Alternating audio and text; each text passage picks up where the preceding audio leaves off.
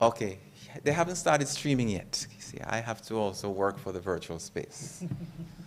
We don't live for the physical space. Here? Well, Is that seat there? yes.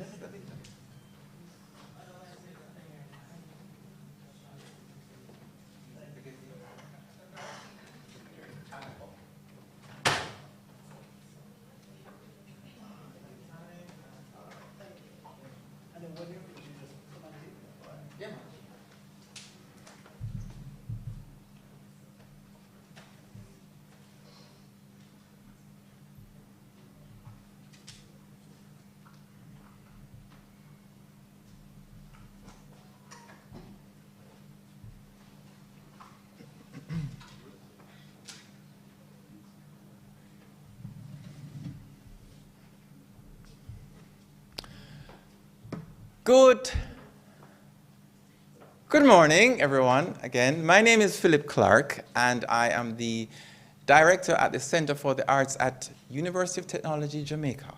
So welcome to the University of Technology, Jamaica virtual space, and welcome to our audience, I should say, who are now here to experience our debate competition. Now, the debate competition is really one of the elements of our Festival of the Arts 2024 event. And this year, our theme is focusing on the fusion of the arts and technology. So it's only fitting that this morning we're going to be debating the moot. Technology is reducing creativity in the arts. And to do this debate this morning, we're going to have our moderator. Our moderator is actually Jermaine Barrett, Mr. Jermaine Barrett, and he is the executive director and founder of the Jamaican Association for Debating and Empowerment. So we are not going to delay any further. I'm going to introduce, I'm going to have Mr. Barrett come and introduce himself, followed by the remarks, the opening remarks of our UTech president, Dr. Kevin Brown.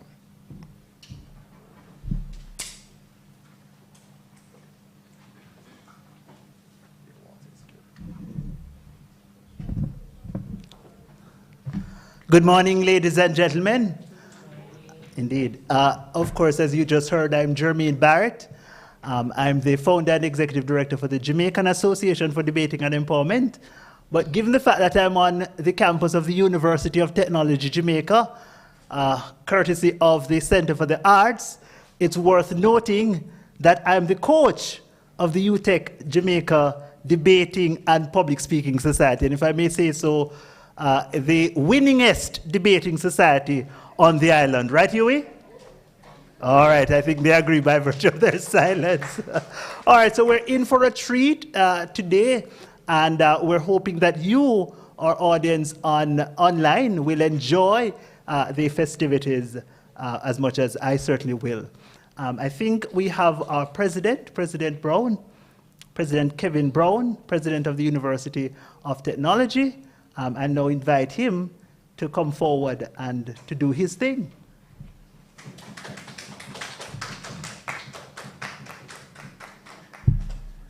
Thank you. Thank you, Jermaine. Well, let me start by just acknowledging Mr. Philip Clark, who you heard from earlier. He's the director of our Arts and Culture UTech Center that we have here, and we've had for close to 2 decades now or more.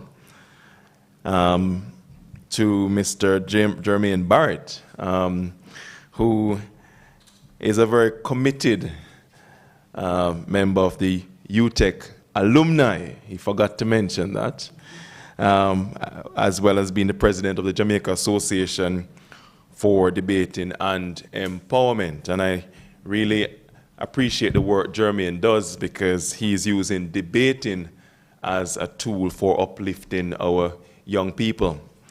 I also wish to acknowledge Professor Hilton, Dean of the Faculty of Science and Sports, other specially invited guests. I can see our UTech debaters, our UE debaters, and I want to thank UE for accepting the challenge and for being here this morning. To our judges, faculty, staff, students, those online, good morning. Well, I'm sure there'll be a bit more energy when the debate starts, right? So I'll let you guys warm up.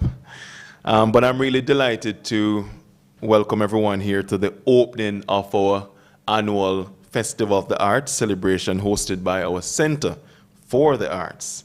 And I'm really looking forward to the mix of presentations in the visual performing arts as well as the scheduled panel presentations and the debate this morning, all under the theme of the fusion of arts and technology. Now, at UTech, arts and culture are an important component of the university's mission. Their infusion into the curriculum complements our STEM-focused programs. And over 70% of our programs are STEM-focused. The concept of the infusion of the cultural and performing arts in the STEM curriculum was the brainchild of former president, the late Dr. Ray Davis, and the first director of the arts, Director of Arts and Culture, Mrs. Pat Ramsey, who envisioned, and I quote, the services of arts and humanities uplifting technology. And Ray Davis was my president when I was a student here, all the way back in 1997.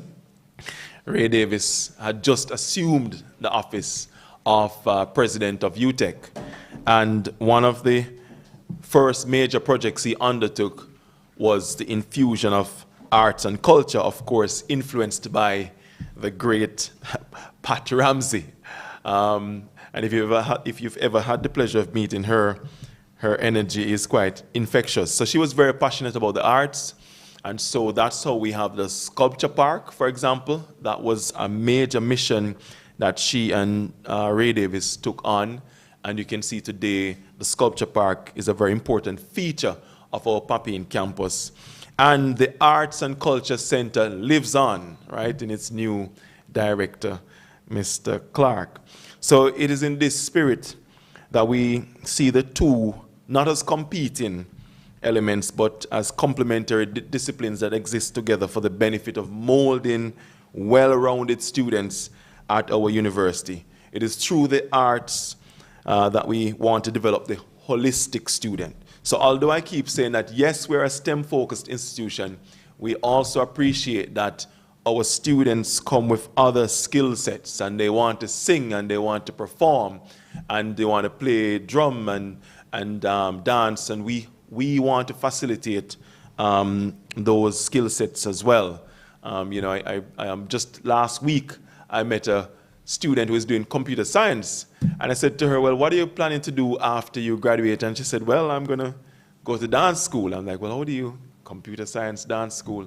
So clearly, we have lots of students who are interested in pursuing STEM subjects, but at the same time, they're creatives and they want to explore that space as well. And at UTech, there is a home for both. So the Center of the Arts was actually established in 1998, and it has certainly grown exponentially over the last decades, offering a strong round of year-round set of programs, training and training in various visual and performing arts, which are offered both as electives and as extracurricular opportunities. And of course, there's a banner here to my left which has a list of all the activities offered under the Center for the Arts. But I'm also proud of our students, including our choir, our drummers, our instrumental bands, our dancers, our performers, who you see from time to time performing at our UTech events. And I'm really proud when I see our talent, homegrown right here performing, whether it's graduation or any other special events that we have on campus. So this Festival for the Arts will feature performances as well. I believe tomorrow in particular, there will be a talent show which will include music, drama, the visual arts, and much more. So globally, Jamaica is known for two main things, right? Sports and our culture. And our culture, in particular our music, has placed Jamaica on the global stage amongst the greats. You've seen the new Bob Marley film and many other activities going on, which still highlights the strength of our culture. The creative, performing, visual, and fine arts have also helped to shape who we are. Who remembers Louise Bennett, for example, right? Who took patois to the world. Took patois to the world, or I think if I go to our Faculty of Education and Liberal Studies, they'll say, no, it's Creole. But she made that a language, right? She, you know, and we have so many more examples we could draw on. And not only is it about promoting Jamaica, it's also of economic benefit. In 2022, the entertainment and creative industry raked in $2.2 billion in revenue, contributing to 5.2% of our nation's GDP.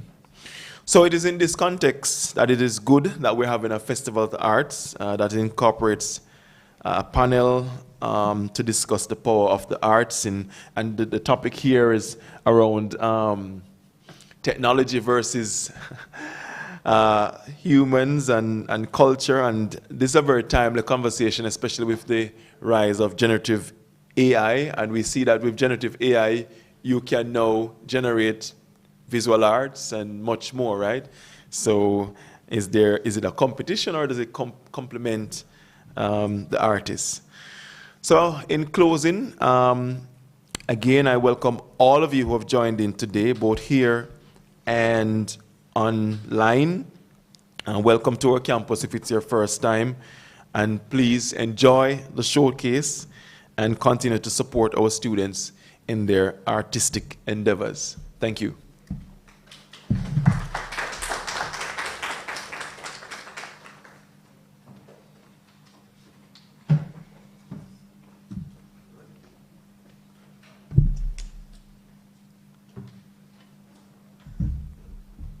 Thank you very much, President Brown. And I am pleased to have heard that my dean is in the building, Dean Hilton.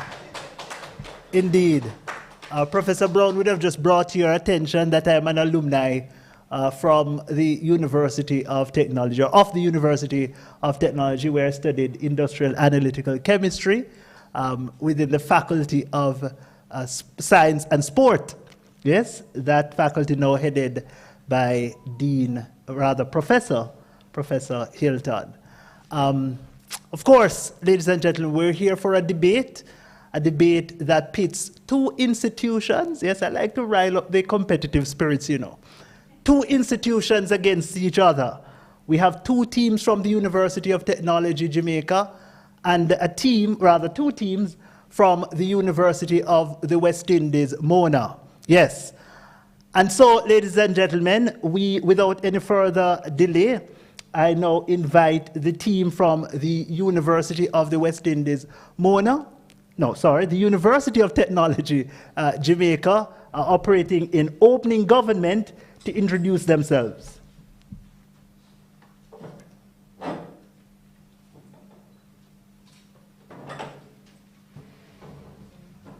And so while they get ready to announce themselves, just to note that this is a British parliamentary format of debate.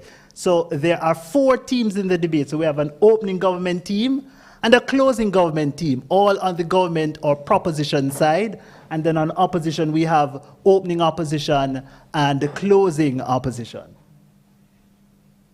Go ahead.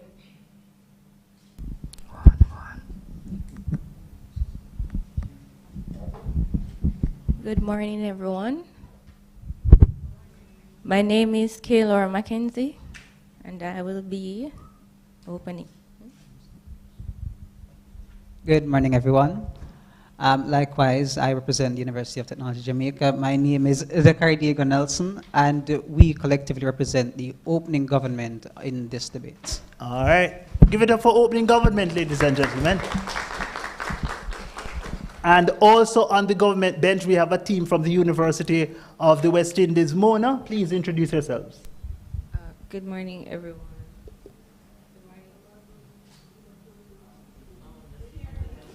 Good morning, everyone. My name is Tiffany Simpson, and I'm from the University of West Indies. Good morning, everyone. My name is Anika Spencer, and I'm representing the closing government from the University of the West Indies Mona campus. So both of those teams are going to be arguing in favor of the motion. I'll soon tell you what the motion is. Let's now go to the opposition side, the side that is arguing against the motion, beginning with the opening opposition team, also from the University of the West Indies, Mona. Good morning, ladies and gentlemen. I'm Xavier McFarlane, and I am representing the University of the West Indies, Mona. Good morning, everybody. It is indeed my esteemed pleasure to be here today. I am Kaliseti Vassal, and I represent not just the University of the West Indies, Mona, in the capacity of Deputy Opposition Leader, but more specifically, the esteemed and the distinguished UA Mona Debating and Public Speaking Society. Thank you. All right. Good representation. And of course, not to be outdone, the team in closing opposition, representing the University of Technology Jamaica, and specifically the University of Technology Jamaica Debating and Public Speaking Society. Let's hear them introduce themselves. Good morning, everyone. I'm Justine Smith. I'll be representing UTech as the member of opposition. Good morning. My name is Daquan Davis, and I'll be representing the closing opposition. Indeed. We have three esteemed adjudicators who have been assembled to assess the arguments and to determine who places first, second, third, and fourth. I'll now invite them to introduce themselves.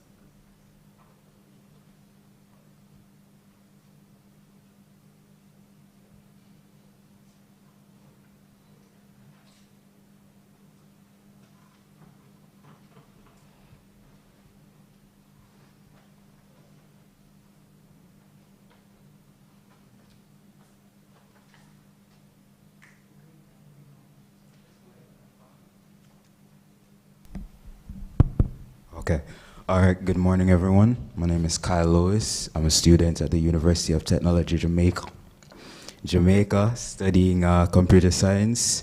I'm also the executive assistant of the Jamaican Association for Debating and Empowerment, where I work with Mr. Jermaine Barrett. Thank you. Yes, round of applause. Good morning, everyone. My name is Melissa Langley, attorney at law and associate at the firm Ramsey & Partners. Good morning, everyone. I am Marie Hurd, and a trained adjudicator from the Jamaican Association for Debating and Empowerment, and I'm also the Public Relations Officer of the UA Mona Debating and Public Speaking Society. Of note, ladies and gentlemen, Miss Marie Hurd is our chair adjudicator. So at the end of the debate, you will hear her come forward to deliver the judge's verdict. All right. So we are about ready to begin our exciting debate. But before we begin, what exactly are we going to be debating? The motion, the debate surrounds whether the introduction of technology whether that has led to a reduction in creative expression of human beings in the arts. So again, I'm paraphrasing. Does technology lead to a reduction in the creativity of human beings in the arts? Yes, very exciting debate, very exciting topic. And so without any further delay, before I get to that, just to advise our debaters that your speaking times have been limited to 6 minutes. 6 minutes. So at the end of 1 minute, you will hear an audible clap, and I'm going to ask Kyle Lewis to give the time signals. So at the end of 1 minute, you will hear a clap. Kyle, let me hear your loudest clap. Good. That means you've spoken for 1 minute. When you have 1 minute to go, you'll hear another clap. Good. All right? And then when you're out of time, so when you've spoken for 6 minutes, you will hear 2 claps. Good.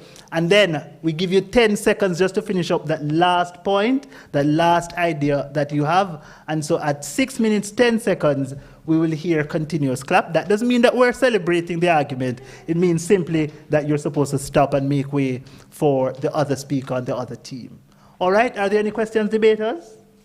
No? All right, so let's get this debate started. At this time, I call upon the Honorable Prime Minister to open the debate, who will be followed by the Honorable Leader of the Opposition. Hear, hear.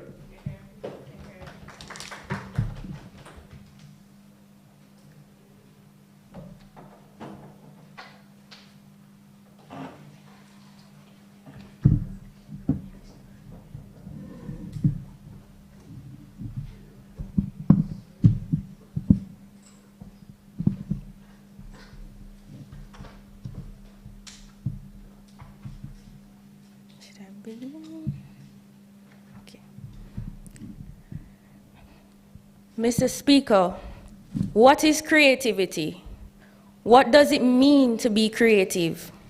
Creativity gives us the ability to transcend the ordinary. It's a critical thinking skill that allows us to think outside the box, to come up with original solutions to problems. Creativity is not only limited to the arts, but it is a necessary element in all areas of life. Similarly, art brings pure joy, and the positive effects influences our well-being, whether it is dance, music, crafts, literature, or visual arts. Therefore, it is the interaction between the arts and technology that is most needed. Mr. Speaker, I anticipate that you will raise this point, and I concur. However, allow me to provide additional enlightenment on the matter. Which brings me to my first point.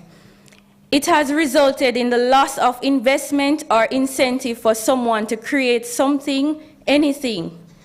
Technology provides endless opportunities for passive consumption of content, such as binge watching, not accepted, such as binge watching TV shows, scrolling through social media feeds, or playing video games. Engaging in these activities can consume a significant amount of time and mental energy, leaving little room for individuals to actively engage in creative pursuits. Social media platforms often showcase curated and idealized versions of people's lives and creative endeavors. Constant exposure to these curated images and experiences can lead to feelings of inadequacy and perfectionism, discouraging individuals from pursuing their own creative interests for fear of not measuring up to the perceived standards set by others. Although technology has for centuries saved and improved lives and can hopefully one day help make our planet sustainable and healthy for humans and for the entire ecosystem, it is still mainly a tool. Without, not accepted, without communication, without understanding of culture, without making the translation from the technical to the human meaning, technologies can be useless or even have many unwanted side effects. If not implemented well, they can literally harm, or they can be very unevenly distributed and only beneficial to certain groups of people. Secondly, it increases dependency on automation. For one to have the fundamental understanding of the tools used to create art, there is a particular creative advantage you get when manipulating and creating new, innovative things. Mr. Speaker, technology is depriving humans of that process, not accepted. For example, a sculptor who works with clay stone and requires the artist to be fully immersive and appreciative of the processes so they can use the fundamental knowledge to create new art. Mr. Speaker, beauty is in the journey. It is not about the destination. True art is not about achieving flawless precision, but about embracing the raw, imperfect beauty of the human experience. Yet, technology encourages us to sanitize and sterilize our creations, erasing the quirks and idiosyncrasies that make them uniquely ours. In essence, the over-reliance on technology in the arts threatens to rob us of our humanity, replacing genuine connection with artificiality and superficiality. As artists, it is our duty to reclaim the authenticity. Accepted. To what extent can it be said that the use of technology to produce art is artificial if the production still requires the input of human agency and cannot occur without the input of human agency? Could you repeat that question? To what extent can it be said that the use of technology to produce art is artificial if the production of art through technology still requires the input of human agency and cannot occur independent of that human input? Well,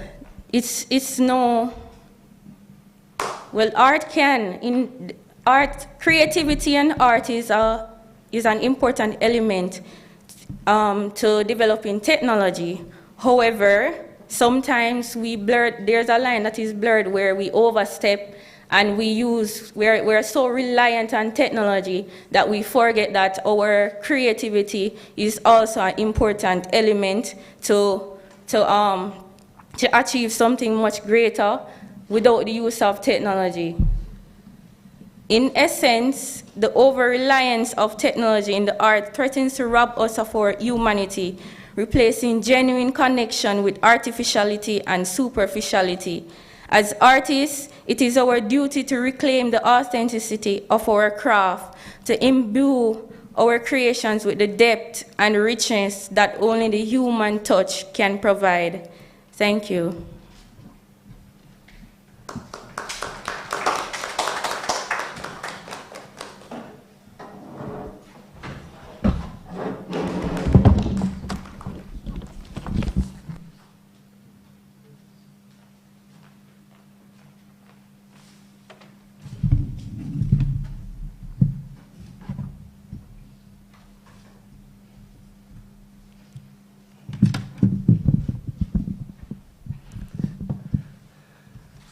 Ladies and gentlemen, good morning. In my hand today is a book and a pen. If I use this pen to write a poem, these instruments can be classified as technology. Didn't I just use that to enhance my creativity? In a world where we promulgate the idea of advancement and integration, technology has an irreplaceable place. In all industries, we find that technology has been the driving force for heightened profitability, marketability, and productivity. It is understandable, therefore, that in the creative industry, technology in all forms has contributed to the enhancement and evolution of what art or creativity is today. So, with this particular delineation, the questions now linger. What is technology? Was that adequately defined by our Prime Minister? Who defines what originality is and what creativity is? What is the yardstick or measuring instrument by which one determines the reduction or increase in creativity? And does the heart of creativity reside in human agency or in its execution? These questions feverishly hover due to the problematic state of the motion and the lack of the government to identify the wide scope in which the line of thinking should guide the delineations. In the submission of this side of the House, we will narrowly examine the motion to note what technology is and creativity and what they can do with which will ultimately craft the challenge of my second speaker to contend with the idea of reduction, aligning with creativity. It's imperative to note that technology encompasses a broad spectrum of tools, from traditional brushes and canvases to digital software and virtual reality. Defining technology becomes a complex endeavor. However, at its core, technology is simply the application of scientific knowledge for practical purposes, aimed at enhancing human capabilities and facilitating tasks that were once arduous or impossible. Similarly, creativity defies rigid definitions and varies across cultures, contexts, and individuals. While some may perceive creativity as the ability to generate novel ideas or produce original artworks, others may emphasize the importance of innovation, experimentation, or emotional expression in the creative process. Therefore, defining creativity requires a nuanced understanding of the multifaceted nature of human imagination and ingenuity. Against this backdrop, ladies and gentlemen, the motion posits that technology is reducing human creativity in the arts. However, such a sweeping assertion fails to acknowledge the intricate interplay between technology and creativity, as well as the diverse ways in which artists harness technological tools to expand the horizons of artistic expression. As my colleague will elucidate, technology serves as a catalyst for creativity, enabling artists to explore new mediums, experiment with innovative techniques, and collaborate across boundaries. Far from stifling creativity, technology empowers artists to transcend traditional limitations and push the boundaries of artistic innovation. It becomes apparent, therefore, that the crux of the matter lies not in the supposed reduction of creativity by technology, but rather the evolution and redefinition of artistic expression in the digital age.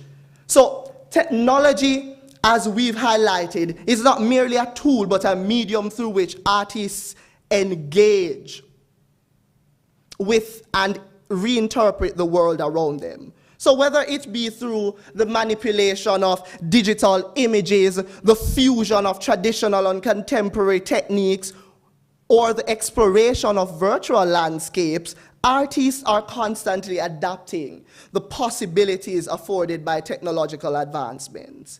Moreover, the notion of reduction in creativity presupposes a static understanding of artistic expression, one that fails to account for the dynamic and ever-evolving nature of creativity itself.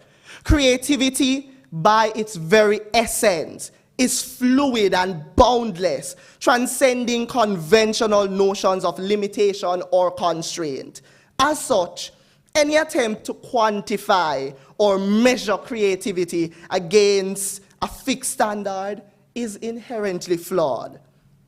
So as I near to the conclusion of this submission, it is imperative to note that technology is an enabler rather than a restrainer. It allows for independence of thought and amplified expression.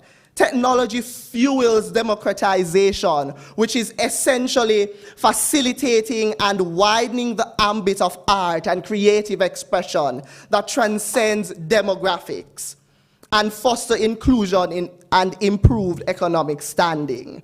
Ladies and gentlemen, as I close, let us remember the definition of the Prime Minister. Creativity is a sensation that transcends where it is now. Thank you.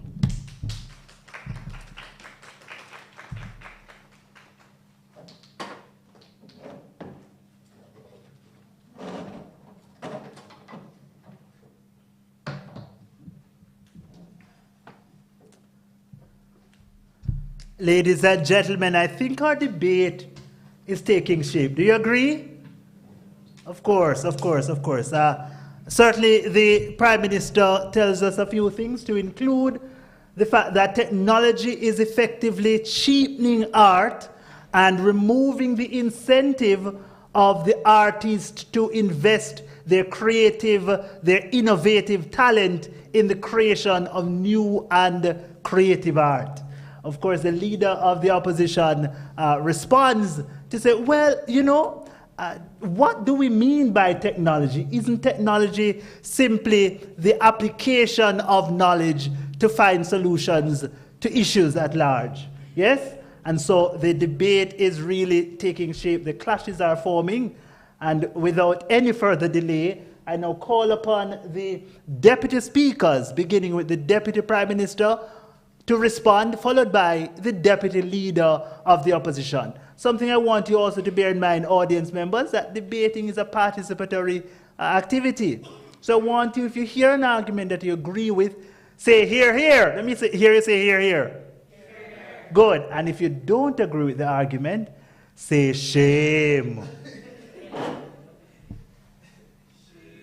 No, man, all right. We're getting better. We're getting warmer. Next time around, I'm going to come back and I want to hear those shames and those hears pronounced much stronger. All right, over to the Deputy Prime Minister, followed by the Deputy Leader of the Opposition.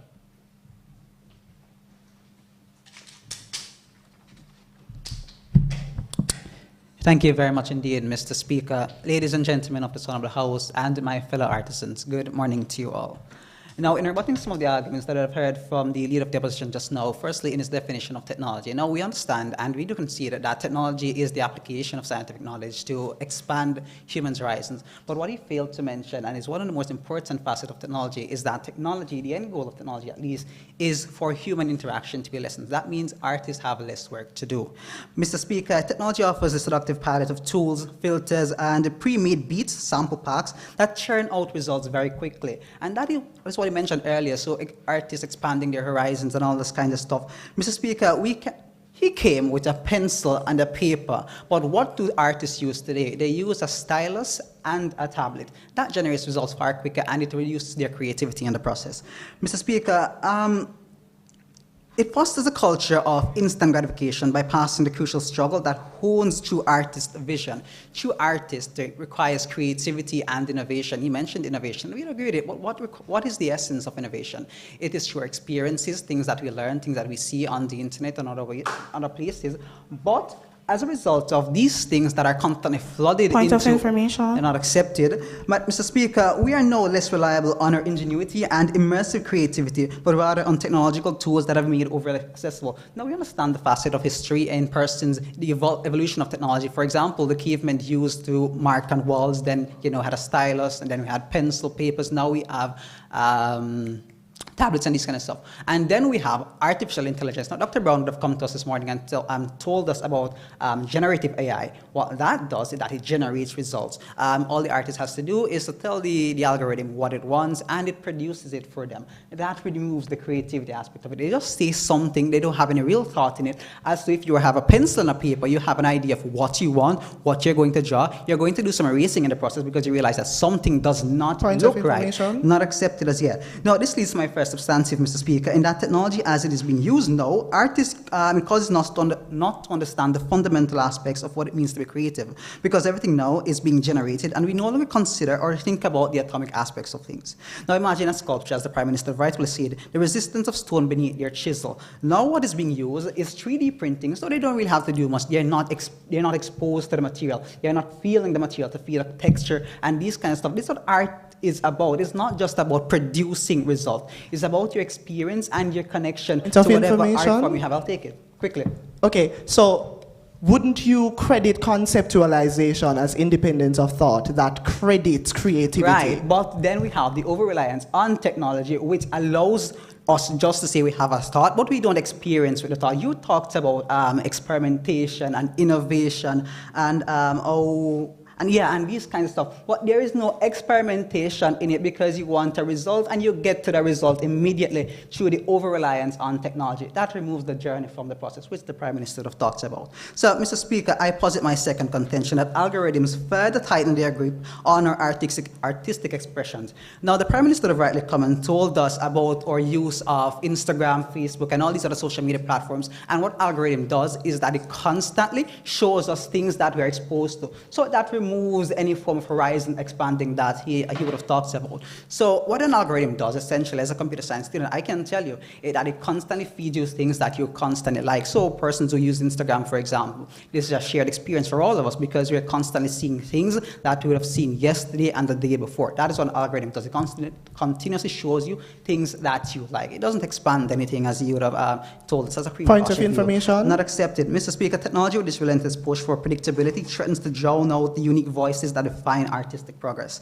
Mr. Speaker, also, as a result, artists become passive consumers, subject to spoon-fed trends, rather than active participants in shaping the artistic landscape. So gone are the days when we would have seen artists constantly gathering to share the experiences, their artistic works, and persons learning from that. What we see now, as you have talked about in democratization, which I'll speak about in a bit, Mr. Speaker, technology thrives on human fractured attention. We flip between apps bombarded by constant streams of stimuli, and this fractured attention span undermines the focused perseverance that is required for artistic exploration. In going into this, the ability to grapple with complex ideas, to wrestle with the blank canvas, you came with a paper. We know these essential ingredients for artistic growth are sacred or sacrifice rather at the altar of constant digital distraction. So back again with you. Point of information. Paper, not accepted as yet. When you came here with the paper, blank paper, you could have drawn something to show, hey, this is art, I'm writing a poem. What is technology being used for now? Persons want quick success, quick products. So what they do, they just go on ChatGPT or Gemini.ai and say, hey, write a poem about this topic. Say you want to talk about how beautiful the world is. You want to talk about the concept of this debate. You just go on ChatGPT or something, and it generates it for you. You might have a little input, but very little. That does not factor creativity. So, Madam Speaker, my final substantive is that the ease on replication of technology also poses a significant threat to our artists, which are the actors in this debate. Now, some may argue that technology's roles in democratizing art is a positive shift. But, Mr. Speaker, in facing the reality today, we can see that technology has democratized art in a way that we've never seen before. Museums are on a click away, music streams endlessly, and anyone can become a content creator. Madam Speaker, while this abundance, however, it breeds a culture of disposability, and art becomes fast fashion, consumed, and discarded with fleeting attention.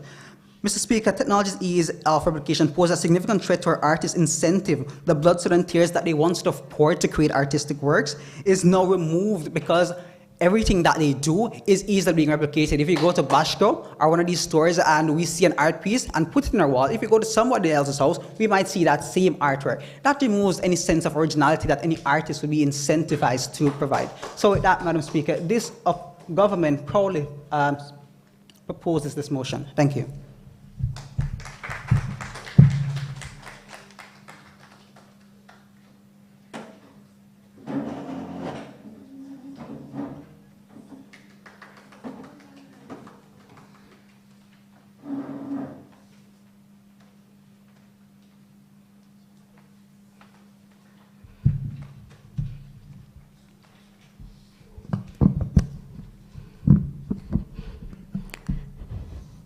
Ladies and gentlemen, before I get into my substantive points, please allow me to address some grave discrepancies that I would have noted in the arguments presented by the opening government thus far. Thus far, the Prime Minister would have said that creativity gives us the ability to transcend the ordinary, rightfully said, might I add. But she also added that technology allows for endless opportunity. If it is that creativity is transcending our imaginations and making the impossible possible, and technology gives us this endless scope of opportunities, then in that realm, does technology not endorse creativity? Does technology not, with its endless opportunities, allow us to make the imaginable possible and to make the impossible possible? Mr. Speaker, think about that.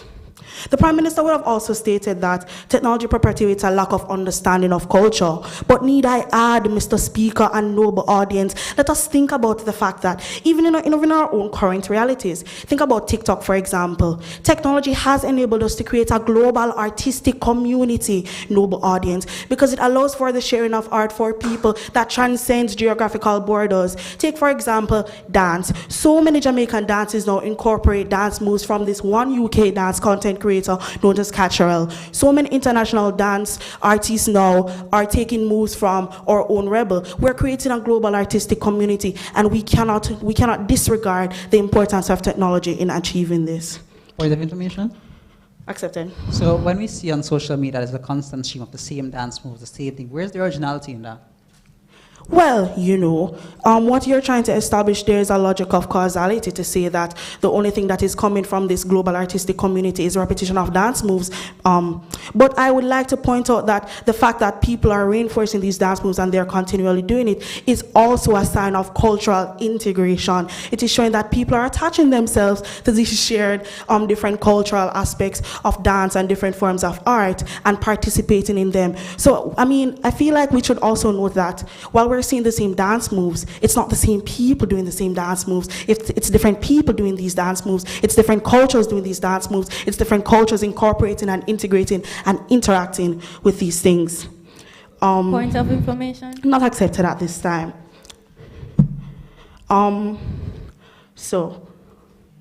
It is important to note that the motion says human creativity, and in doing so, we must acknowledge the human agency aspect of creativity, Mr. Speaker.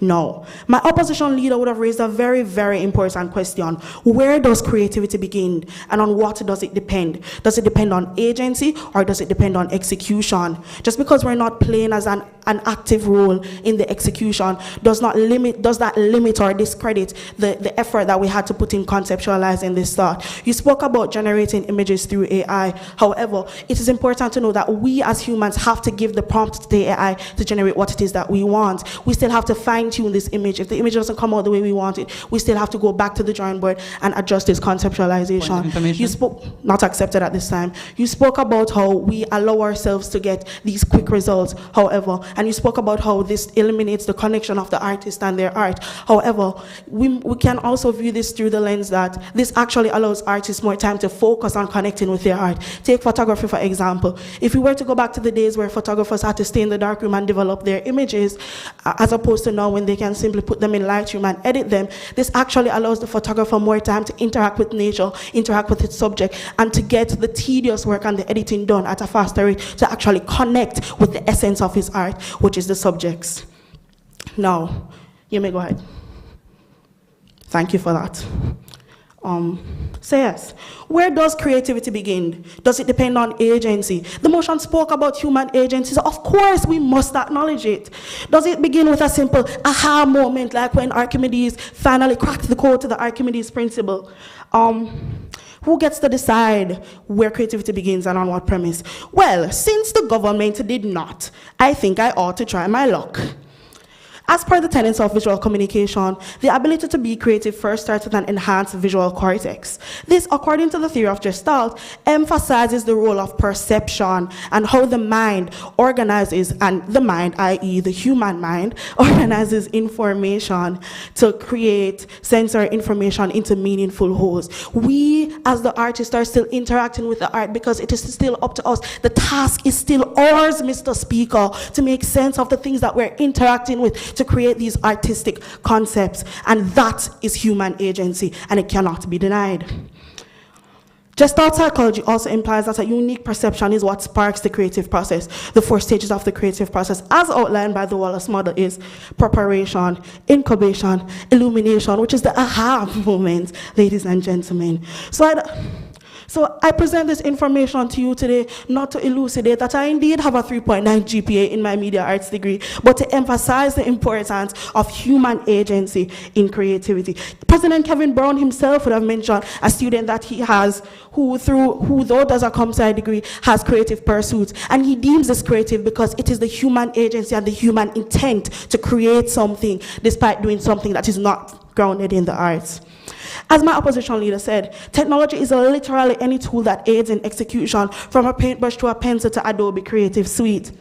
Therefore, given that technology is wielded by the artist and not the other way around, it is still up to the artist to decide how to curve his brush. It is up to the artist to conceptualize. It is up to the artist to decide what the image is going to look like. Ladies and gentlemen, as a graphic designer, I cannot create, I cannot execute unless I know what I want the image to look like. I have to spend hours interacting with my subject, interacting with the feel of it to even produce a concept, Mr. Speaker, and therefore we cannot defy human agency.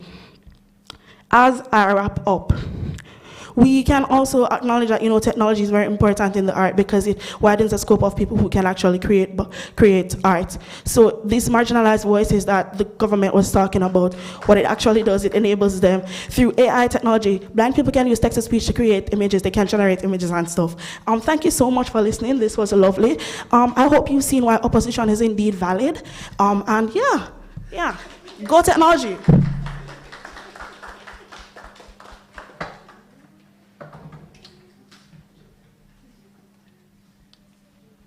It is quite interesting. It is quite interesting to hear the team from the University of Technology arguing that technology is harmful to human creativity in the art, and to hear the team from the University of the West Indies saying, "Oh no, we don't believe that, don't accept that." Quite a fascinating discussion that we're having here this morning. All right, I wonder if there's any member of the audience with a question that you'd want to ask either of the two teams that just debated, UTech and UE, opening government, opening opposition. Is there any question?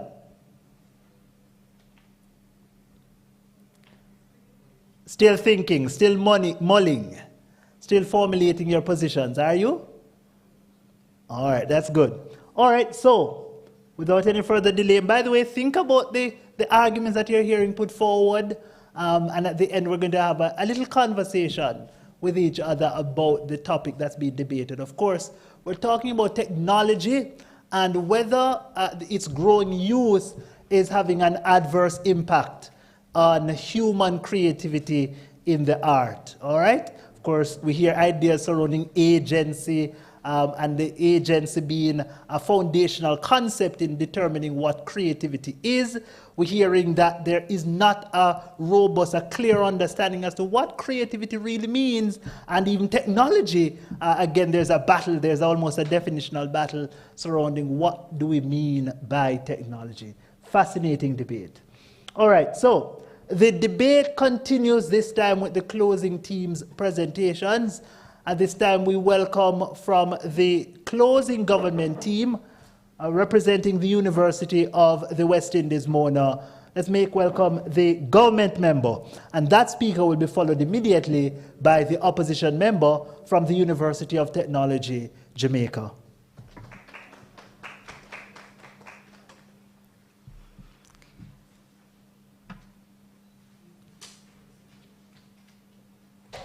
Ladies and gentlemen, esteemed judges and fellow debaters, I stand before you to argue in favor of the notion that technology is indeed reducing human creativity in the arts. While technology has undeniably revolutionized the way we create and consume art, it has also cast a shadow over the innate human creativity that once thrived without its aid. In today's digital age, we are bombarded with an array of technological tools designed to streamline and enhance the creative process. Yet, in doing so, they often stifle organic human-driven essence of artistic expression. Take, for example, the prevalence of digital filters and editing software in photography. While these tools undoubtedly allow for stunning visual effects, they also encourage a homogenization of style where originality and authenticity are sacrificed at the altar of perfection. Similarly, in music production, the rise of sophisticated software and auto-tuning techniques has made it easier than ever to create polished tracks. However, in this quest for sonic perfection, we risk losing the raw emotion and imperfection that makes music truly resonate with the human experience. Furthermore, in the realm of music, we witness the integration of artificial intelligence into the creative process. AI-driven algorithms are now capable of generating music and or assisting compositions. Not accepted. Platforms like Amber Music and artificial intelligence visual artists utilize AI to analyze existing musical patterns and styles, then generate original composition based on our user inputs or specific criteria. While these AI systems can mimic various genres Point and of information. not accepted. And styles, producing compositions ranging from classical symphonies to modern pop songs, they also raise questions about the authenticity and emotional depth of music created. Can truly capture the human experience, the raw emotion, and the subtle nuances that makes music so powerful. While AI in music composition offers efficacy and innovation, it also challenges the fundamental role of human creativity in the artistic process, potentially reducing the depth and authenticity of musical expression. The omnipresence of social media and online platforms has created a culture of instant gratification and virtual trends where artistic values often measures in likes and shares rather than depth and meaning or innovation. This pressure to conform to popular trends can stifle individuality and discourage risk-taking, both essential elements of genuine artistic exploration. Point of information? Not accepted. In the realm of literature, this rise of algorithm-driven content recommendations and clickbait-driven publishing models can incentivize writers to publish sensationalism over substance, leading to the dilution of literary creativity and quality. When we examine the role of technology, not accepted. When we examine the role of technology in arts through a logical lens, we must acknowledge the limitations and biases in inherent AI-driven creative processes. While AI algorithms can analyze vast amounts of data and replicate existing patterns, they lack the intuition, empathy, and subjectivity. Point of information? Accepted. You would have mentioned that, you know, people focus on likes and shares, but it's not the like and the share so much so that it is the recognition for one's artistic intellectual property. Therefore, technology acts in that sense as a motivator of creation because people want this recognition. But people, while you're saying that, people do, when they put out their various creative elements on these platforms, they're doing it now in the modern sense. They're doing it to gain likes, to gain traction. The dances that you see on TikToks, the artistic paintings that people post now, they are all virtual. They want Bitcoin from you. You can buy them to get money. They want likes and shares. The essence of art lies in its ability to transcend mere imitation and touch the depths of human experience, a feat that technology, for all its advancements, has yet to fully replicate. Moreover, the reliance on technology in the arts risks perpetuating a cycle of sameness and conformity, stifling innovation and diversity of expression. As we navigate the intersection of technology and creativity, it is imperative that we recognize the unique contribution of human artists and safeguard the intrinsic value of human creativity in shaping the future of arts. Imagine a world where art is no longer a reflection of human emotion and experience, Point of information? Not accepted, but merely a product of algorithms and data analysis. Picture a musician pouring their heart and soul into a performance only to be overshadowed by a computer-generated composition lacking depth and authenticity. Consider the impacts of future generations derived of joy of witnessing the raw creativity and passion of human artists. The loss of human creativity in the arts is not just a theoretical concern. It strikes It strikes at the very core of what it means to be human, robbing us of the beauty, complexity, and richness that art brings to our life. In conclusion, while technology undoubtedly offers countless benefits to the world of art, it also poses a significant threat to human creativity. By relying too heavily on technological crutches, we risk stifling the very essence of what makes art meaningful. The unique perspective, emotion, and imagination of the human spirit, it is imperative that we recognize the pitfalls of excessive reliance on technology and strive to preserve and nurture the innate creativity that resides within each of us. Thank you.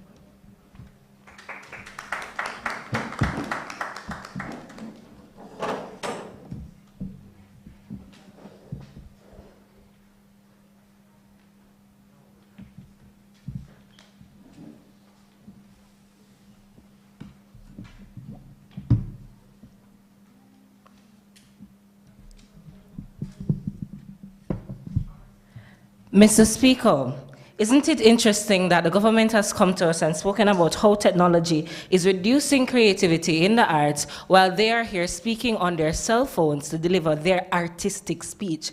Are they no longer creative? Before I get into my speech, let me go into my substantive. Let me go into some rebuttal.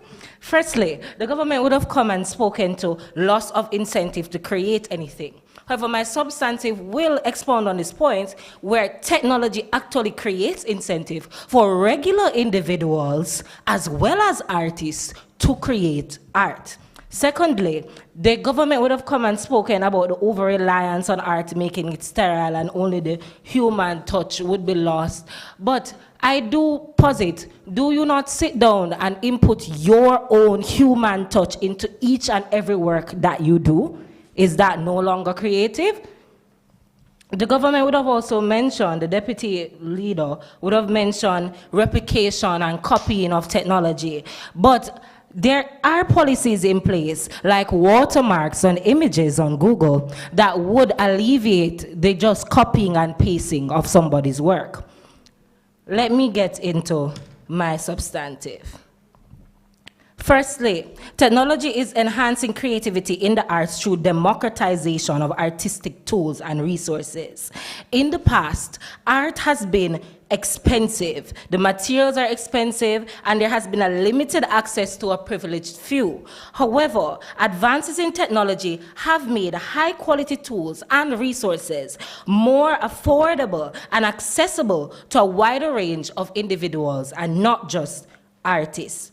Platforms such as digital drawing software, music production software, and online galleries have empowered artists to experiment, to collaborate, and to share their work with a global audience. For example, Canva. Most of us here use Canva to do our assignments. Our assignments require some form of creative thing to it. And I'm sure that this accessibility has opened up new avenues for creativity and are not accepted at this time, and has allowed us to put our own selves in templates to make it easier and more efficient, not to reduce creativity. Secondly, not accepted at this time, technology has revolutionized the way that artists connect and collaborate with each other, breaking down not only geographical barriers, but also cultural barriers and fostering a sense of community. Social media platforms and online forums, virtual realities, we use Zoom to do our debate practice. Are we not therefore using our creativity via technology to accomplish the same things are at a more efficient and a more convenient way? Point of information. We not accepted at this time. For example, look at reggaeton and Afrobeats. They are emerging from different cultures on different sides of the world, and yet that is creating a brand new product that strays from the traditional art forms that were there prior. This exchange of ideas and experiences has enriched artistic practices and inspired new forms of creative expression, collaborative projects, and cross-disciplinary collaborations have flourished in the digital age, leading to vibrant and dynamic artistic landscape that is constantly evolving and pushing boundaries. Point of information? Not accepted at this time. Lastly, Mr. Speaker, technology has enabled artists to push the boundaries of traditional artistic mediums and explore innovative ways of storytelling and expression. Yes, we've been speaking about AI, virtual reality, and other digital tools, but we have to acknowledge that they have transformed the way that audiences engage with art. We are now able to blur the lines between reality and imagination, and that in and of itself is the essence of creativity. A point? Not accepted at this time. For example, the Apple Vision Pro. We are now able to utilize that to pull up our databases, to utilize our Excel sheets, and to create something. I'm a science student, so I'm not really creative. But because of the technology, I am able to express the little creativity that I have within myself. In conclusion, Mr. Speaker, technology has not diminished human creativity in the arts, but it has instead amplified and enriched artistic practices in ways previously unimaginable. By democratizing access to artistic resources, fostering global collaboration, and enabling new forms of creative expression, technology has expanded the creative possibilities for artists and audiences alike. Embracing technology as a tool for artistic exploration and experimentation can lead to new frontiers of imagination and innovation in the arts. Art, in and of itself, is creative. Technology only aids in efficiency of that creativity. The opposition rests.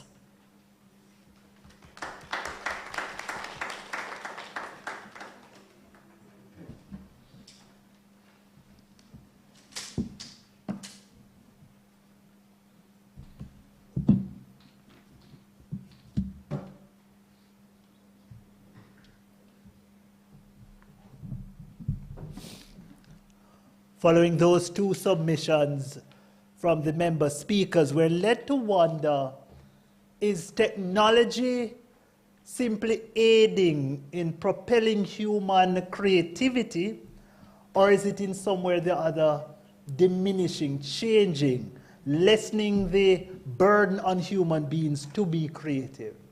That's the essence of the debate that we are experiencing now. Ladies and gentlemen, we have our final two speakers who are ready and raring to go.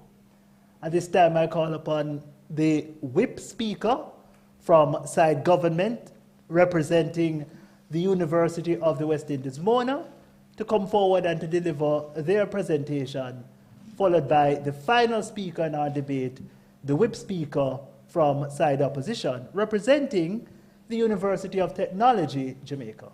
Let's make that speaker, those speakers welcome.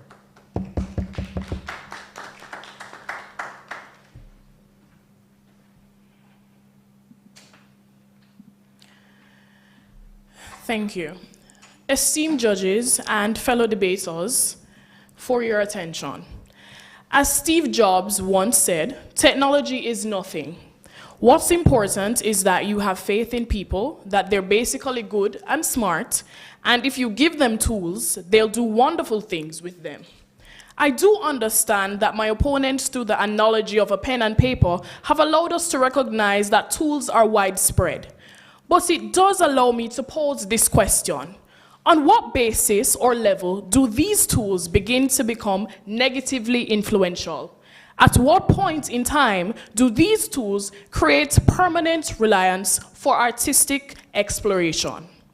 Now, I must highlight the term of cultural integration as mentioned by the deputy opposition leader, which refers to the process through which individuals or groups from different cultural backgrounds come into contact, interact, and eventually merge aspects of their respective cultures.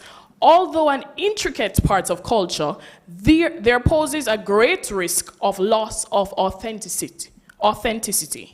While technology may enable artists to achieve technical perfection, it can also lead to a loss of authenticity in artistic expression. As artists rely more on digital tools and automated processes, there's a risk that their work becomes formulaic and lacks the emotional depth and sincerity and originality that is normally present. Furthermore, the commodification of art in the digital age can incentivize artists to prioritize marketability over authenticity, as mentioned by my teammate, leading to the production of superficial, not accepted, and commercialized works that lack genuine artistic integrity. Furthermore, technology in our daily lives has created a culture of instant gratification where immediate results and quick fixes are prioritized over the long-term cultivation of artistic skills and craftsmanship. With the click of a button, anyone can apply digital filters to photos, auto-tune their vocals, or generate music using AI algorithms. While these technological shortcuts may offer convenience, they do diminish, not accepted, the value of traditional artistic practices and the time-honored process of mastering one's craft through dedication and perseverance. There also exists pressure to conform. While social media and online platforms may offer opportunities for artists to connect with audiences, they also create pressure to conform to popular trends and norms in order to gain visibility and recognition, something that we know is extremely important to this generation. This pressure can stifle individuality and creativity, as artists may feel compelled to produce content that conforms to mainstream tastes rather than expressing their unique perspectives.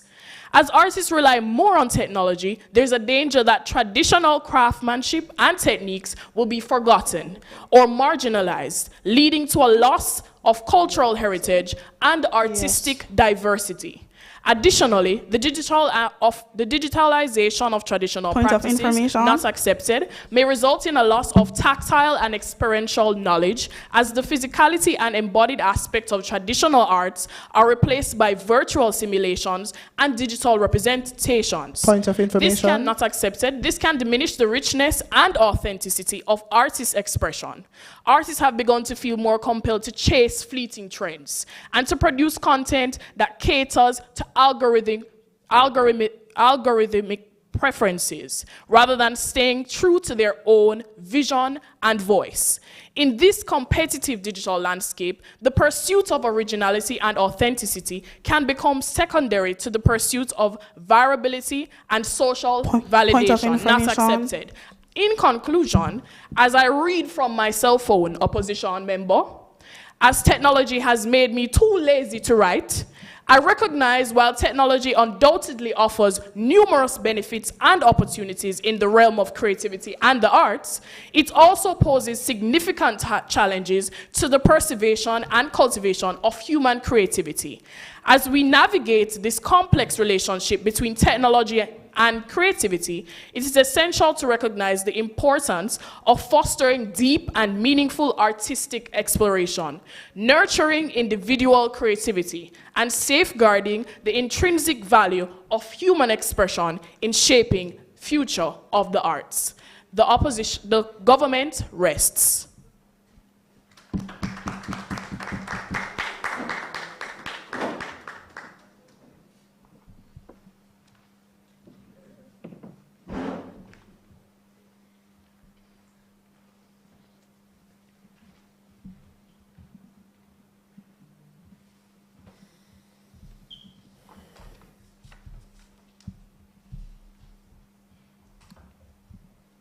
Good day, Mr. Speaker. By now, I'm sure you would have heard the arguments from both sides of the House, and I'm certain that you must be wondering which side has won the debate. But I am here to tell you that the closing opposition has won the debate, and why the closing opposition have won the debate, I'll be going into the following aspects. Based on the arguments from both parties, government arguments would have surrounded around the questions: does the artist still plays a crucial role in the artistic generation? Does the artist still play a crucial role in the artistic generation using technology? And the second question, does technology in democratizing the arts reduces creativity?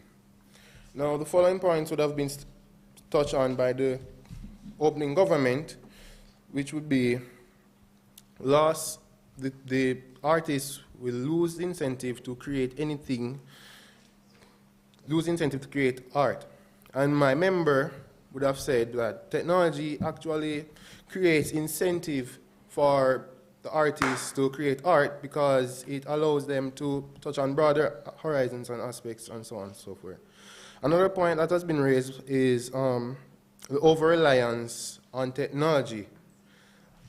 And my member would have also stated that the input of human ideas into technology makes art produced. The input of human ideas... Points of information. Not accepted. The input of human ideas into technology, using technology makes art more creative. Now moving on. So in answering the first question, does the artist still plays a crucial role in the artistic generation using technology?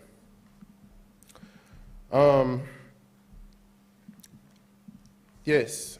So the artist still plays a crucial role in generating creativity in art by using various technological tools. So these various areas of arts, they include music, storytelling, and even architecture. Now, you might be surprised when I mention architecture, but think about it. This field has now been made easier and visibly diverse. Yes, visibly diverse, diversified with the use of technology and computer-aided design, now allowing or enabling its users to much better materialize their imaginations. So to answer the first question, technology has broken geographic barriers. Yes, and it has broken geographic barriers, and it has played a crucial role in artistic generation.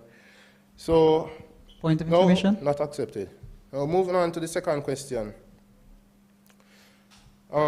Through collaborative technology, arts has now been better globalized, with social media tools allowing artists to share their ideas with artists that are unreachable geographically. And this also connects with my teammate's point on geographic barriers breaking.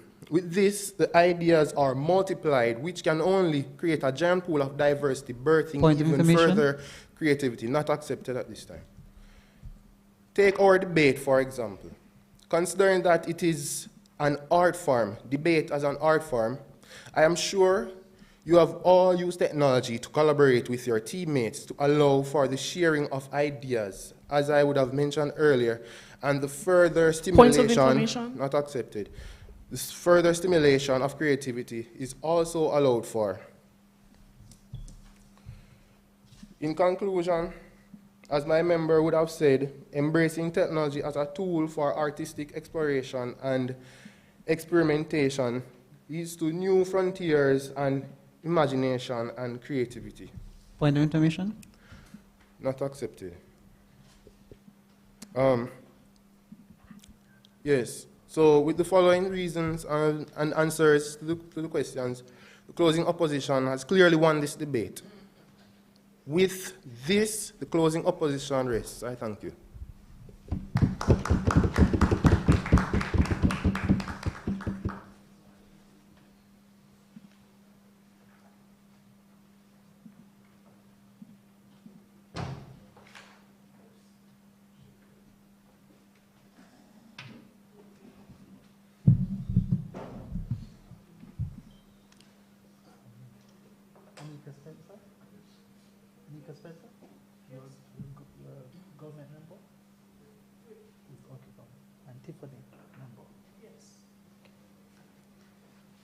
All right, ladies and gentlemen, that brings our debate to an end.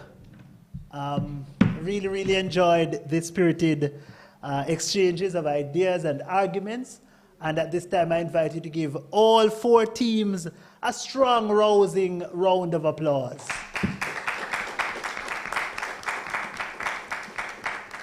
Our judges will now leave to deliberate. I wouldn't want to be them at this time. Really tough job you have, judges, but I'm sure you're capable of arriving at the right decisions. All right, and of course, ladies and gentlemen, in case you just joined us midway the debate, this debate centered on the question of whether or not technology is aiding in the expression, the human expression of creativity in the art, yes? Is it causing human beings to be less inclined to be creative, or is it really incentivizing and encouraging artistic expression, creative artistic expression, that is? Fascinating debate. All right. Mr. Philip Clark is here with some certificates of participation. Mr. Clark? All right. So, you know, we never invite debaters to our campus without giving them something. And so, in keeping with the tradition here at UTech, we're going to do just that. So we have some certificates of participation, and I'm going to begin with the opening government team. I invite Ms. Kaylor McKenzie. Ms. McKenzie, please step forward and receive your certificate from Mr. Philip Clark.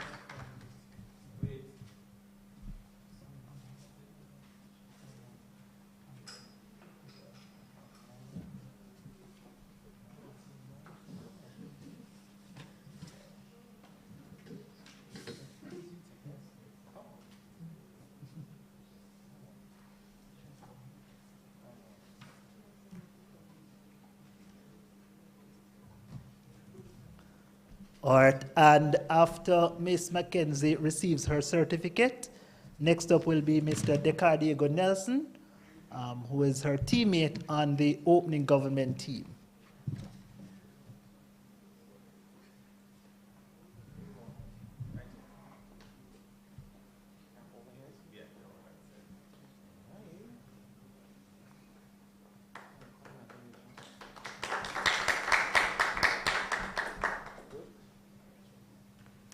All right, then Mr. Xavier McFarlane. Sorry, not Xavier McFarlane, sorry. Decardiego Nelson.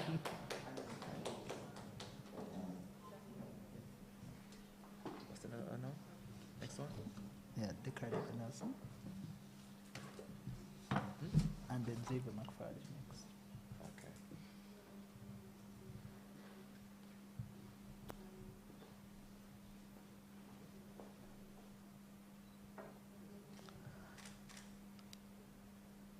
We go next to the opening government team. Receiving his certificate is Xavier McFarlane, who served as the opposition leader in this debate.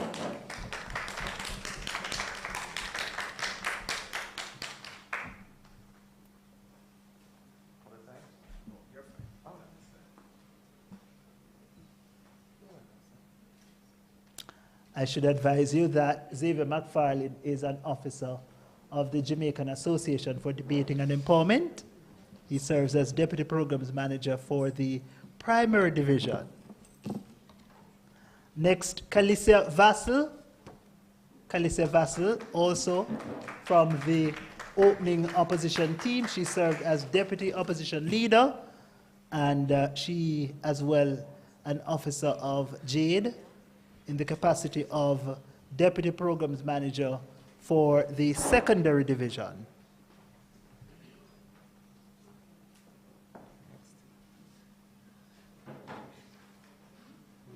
All right, so we're going to now go to hear from, present the certificates from to the closing opposition teams, Anika Spencer and Tiffany. Huh? Sorry, closing government, I apologize.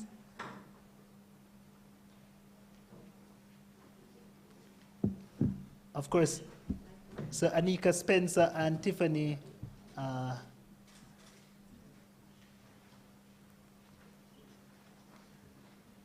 Tiffany Simpson, and of course Tiffany Simpson and Anika represented the University of the West Indies, and they were the closing government team.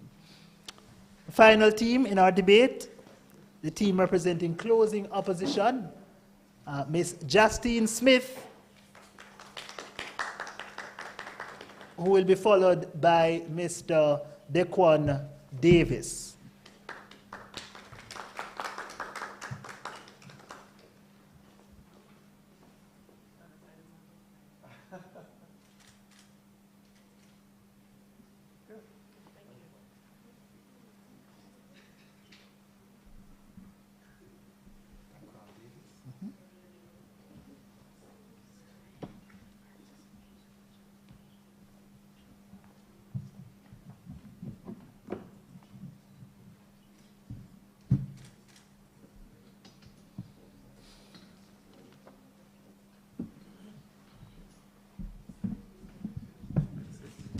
All right, thank you very much, Mr. Philip Clark, Director of the Center for the Arts here at the University of Technology, Jamaica. All right, so while we wait on the judges to return, I wonder if there's anybody with a burning question that you'd want to ask any of the teams, any of the debaters who just presented their speeches. I have a question. Yes, please, go ahead. Do I need a mic? Does she need a mic? Yes, I'm told she needs a mic.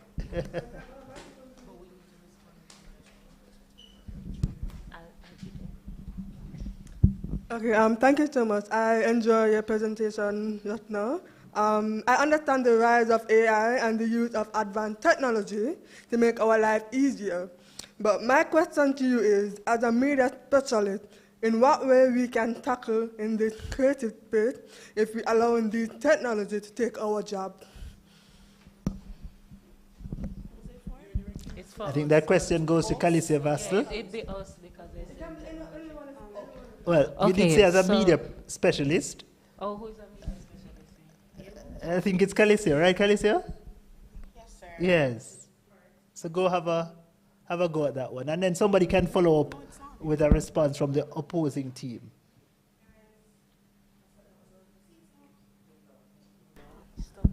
Okay, it's working now, guys. I'm a media specialist, not a mic specialist.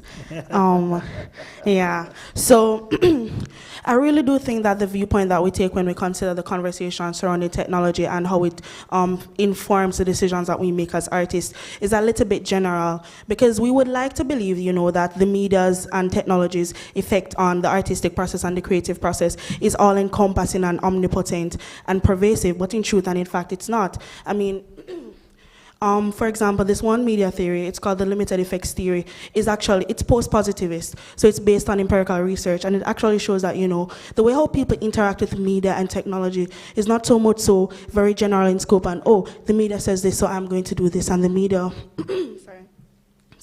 the media is making me conform. But it's more so that the media says this, but the truth and in fact, I will only gravitate towards this if it is that this already aligns with something that I am intrinsically attached to. And Is then that the same thing as confirmation bias, that you lean into things? yes, it is confirmation bias. It's also selective attention and perception. And those are the limited effects theories by Carl Lazarsfeld, if I'm getting his name correctly. And I mean, furthermore, the integration rather of technology into the creative process, it features, stuff like Adobe Creative Suite and all of that. And that's the primary role that it really takes on. And people can say, that it's automation and, we can use these presets and all of that. But we forget that these presets had to be created by a human. And we use these presets not because, we don't want to do the work, but we use these presets simply because we want to get back to the core of our work, which is interacting with our subjects. And also, as an artist and a creator myself, I like to make the entire concept of incorporating technology with the way we execute art as being akin to learning the language of your lover to make it feel loved. Ooh. So, I mean, there's nothing more sincere as an artist than, taking that extra step to learn how these technologies work. Because we can say, artists are going to Photoshop and they use all these automated settings and stuff to make things happen. But these automated settings are not easy to use. They have their intricacies, and it requires a very in-depth knowledge, a type of commitment that you will only do if you're committed to producing, that sense and getting that sense of authenticity from your work. It's a very sincere and it is a very earnest process, regardless of how automated and generalized we might make it seem. And to extend Calicia's point, what you are concerned about is the loss of your job, right? What we need to acknowledge is that some jobs, yes, technology is making some jobs obsolete. However, technology is also creating jobs, right? So where you are trained, what skills you do, you adjust to how life is going, right? Just like in the old time days, you used to have the people who hunt and who gather and who cut the skin off of the cow and hang it up on the line for make it dry so that them can put it on the drum and make drum for whatever. We don't do that anymore? Fine. What does that mean? Does that mean that we no longer make drums? No. Does that mean that we no longer need to go and get our food? No. We just have found more efficient ways and different ways to do certain things, right? So you always have a job. It just might not be the same job that you're traditionally used to. One more question. Yes, do we have any other question? One more question. Looking ahead, how does the integration of art and technology within creative space and use of development reshape the landscape of creative learning and expression among creative students or in the world of media in general?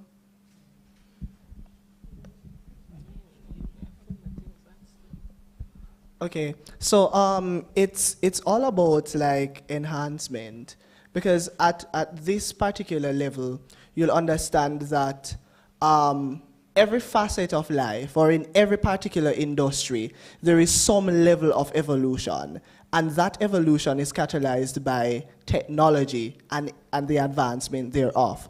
So if we put a mirror image on that to include the creative industry, if we actively note the utility of technology and its usage in the creative industry, that particular advancement will be achieved. And that will allow for the individuals within the industry to feel valued, to feel banked, because gone are the days when the creative industry was just used for mere entertainment or just for hobbies. But now it can be monetized, and it creates jobs and it creates experiences while still holding true to its traditional form and ethos. Yeah, do we have any other? I was just about to say, I feel like that side has been answering all the questions. Could you please repeat the question? Okay, one more question before I let you guys go. Okay, I would like to ask one of you guys a question. You mentioned about enhancement. In what way does integration of artistic practice, such as design, thinking, storytelling, etc., how enhance the development and adoption of new technology across various industries, or? So how the advancement has affected industries? Yeah. I personally, despite my stance on the mood today, do believe that technology has a very positive influence, especially within today's society, especially in the case of arts. I feel like growing up, and because of the generation that I am in, Gen Z type generation, my whole experience of learning and development is based on technology and technological advancements. So I do feel that these advancements have created an industry where I feel seen, and because I have grown up in this type of era, I do more understand why it is important to have it in these industries, and it has truly created advancements that I feel will continue to develop and create positive environments, work environments, and educational environments for the people coming up that are younger than I am. And if it does continue, it can do marvelous and wonderful things, and we can wholeheartedly benefit positively from the industries and the advancements within these industries. Thank you very much for that response. Sorry. Before that, I would like to also mention that irrespective of the motion, we side government do not necessarily believe everything that we have argued today.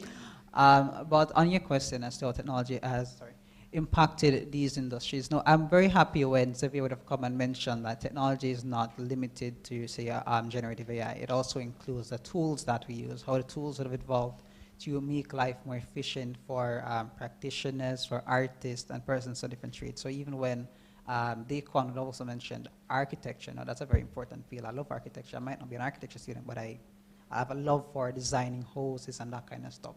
So we see where the implementation of softwares like AutoCAD or even the things that we use on the sites, as opposed to back in the day when you use brick and mortar, what's it called, brick and mortar, that thing? We're now using more advanced, more sophisticated tools to make things more easier and more efficient for persons. We have a quicker turnaround time. So for example, you're building a house. Back in the day, it might have taken a few years. You know, we can take this as little as a few months. To your first question also as to how it would impact jobs. Now, we know that artificial intelligence and other forms of improvements in technology will replace some jobs, but as Justine rightfully said, it also creates jobs.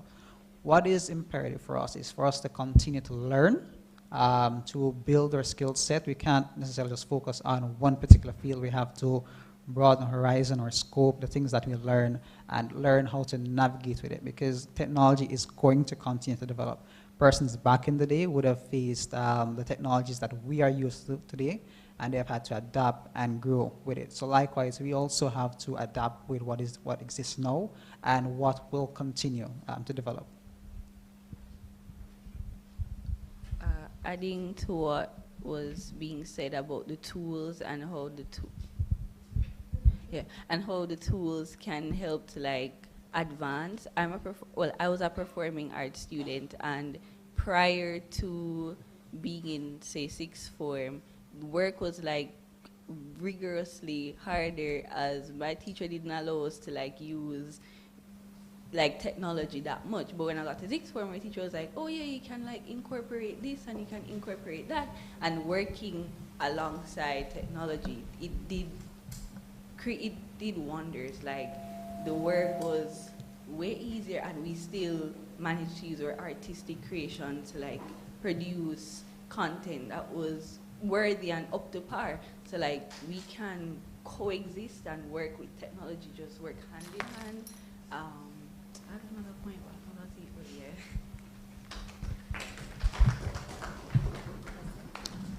you. So I have a question. It's a burning issue in this debate. We heard opening opposition telling us that, you know, having a pen and paper, that's technology. And so, in as much as opening government didn't define clearly what technologies they're talking about, I wonder, does opening government accept that as being a reasonable interpretation of what technology is within the context of this debate? Provided that the judges aren't here to listen to this, I do concede to say that pen and paper is a form of technology, because before pen and paper would have probably been using like chalk and a board or even a stone. Many persons before my generation would have already talked about, you know, going to school and writing on stones. My great-grandmother told me these stories. And, you know, we see the advancement where now we're using pen and paper to teach students or to write, or even using our tablets to type our notes. And teachers not really using chalk and a blackboard anymore. They're using smart boards or projections like we have on screen here. So these we do consider forms of technology.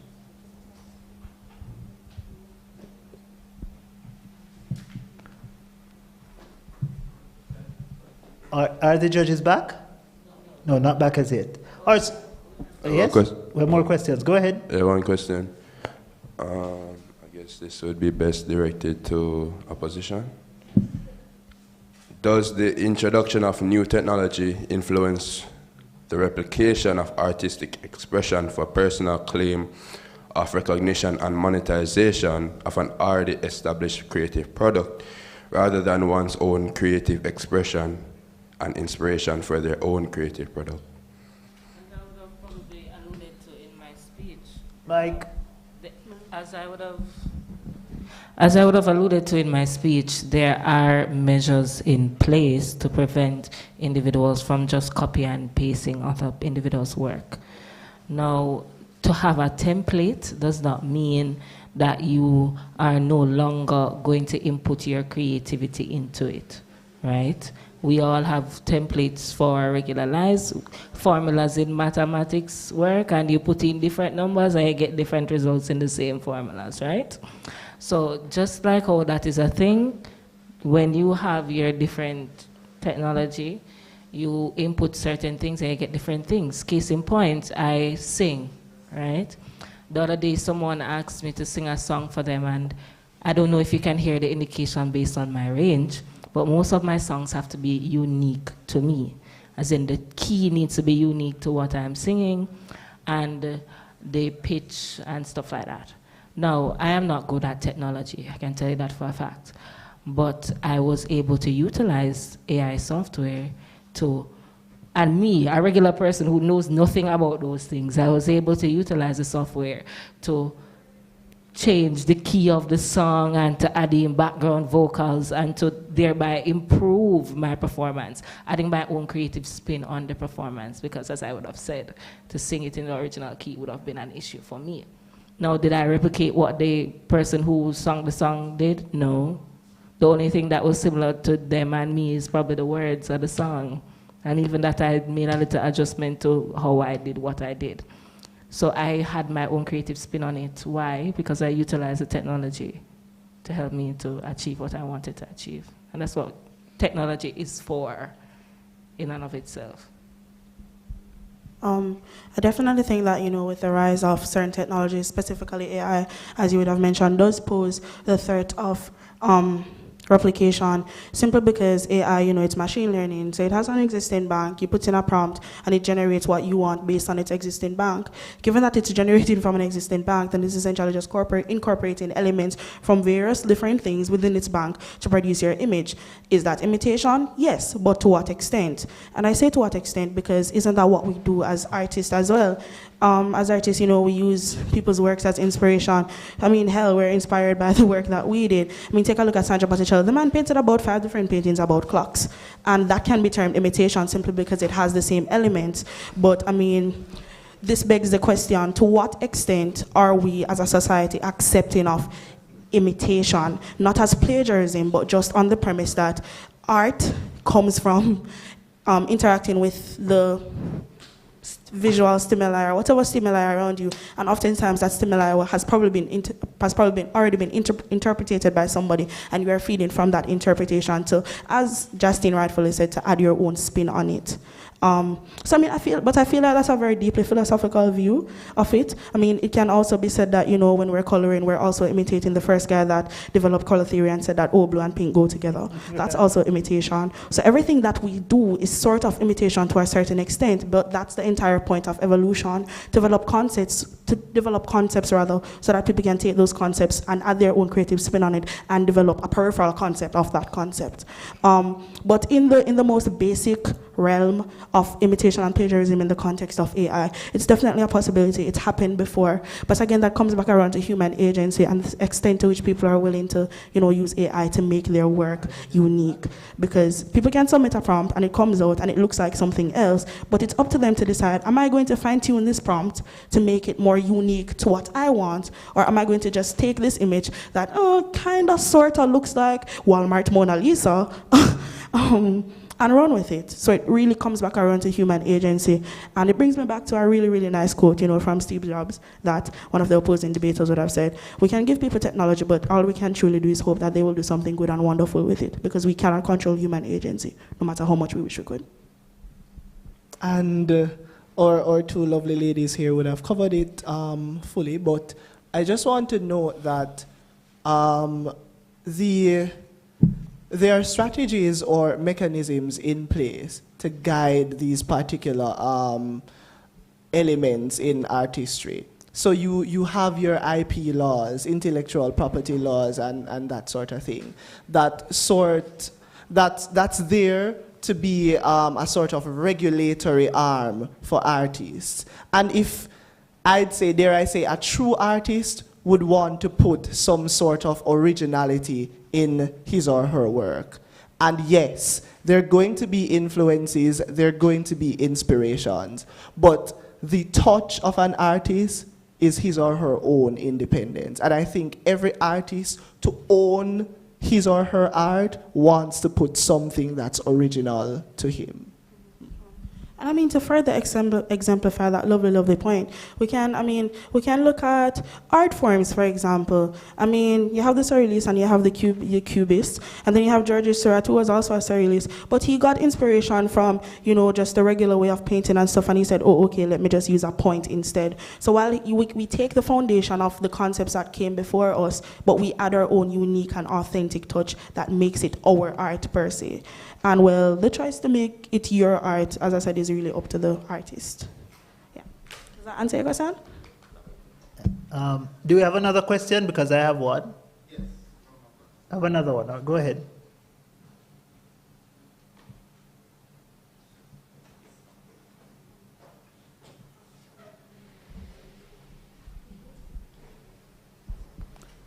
Good morning, everyone.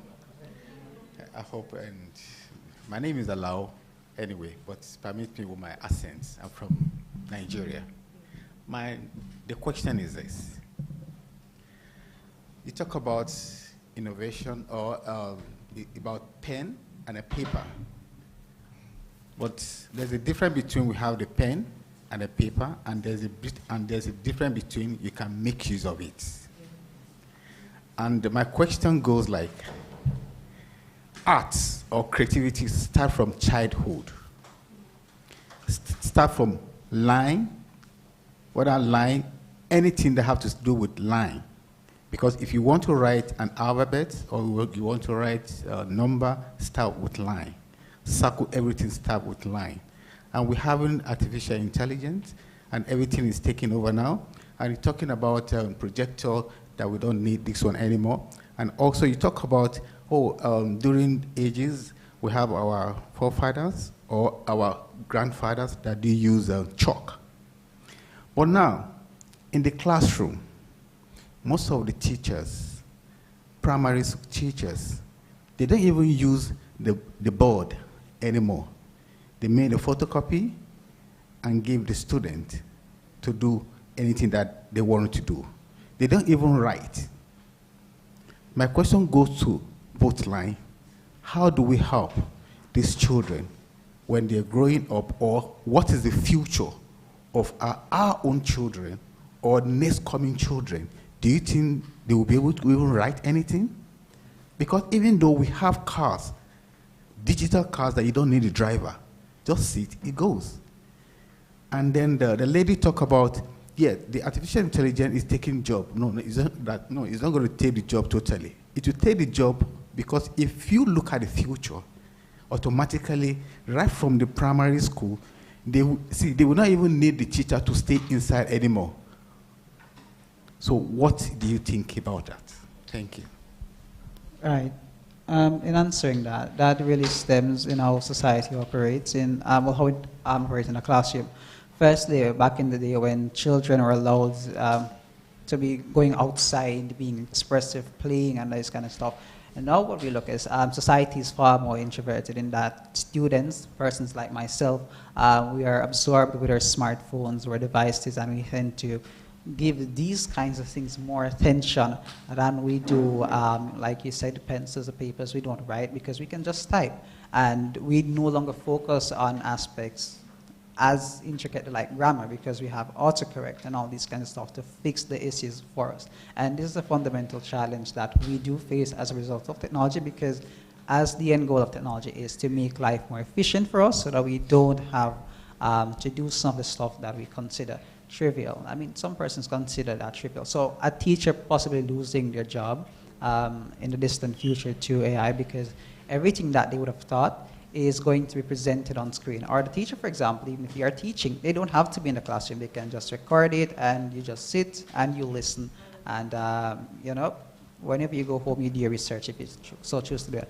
So that's a problem that we as a society, lecturers such as yourself, have to fix in terms of how we interact with our students. Allow them from an early age the freedom of expression.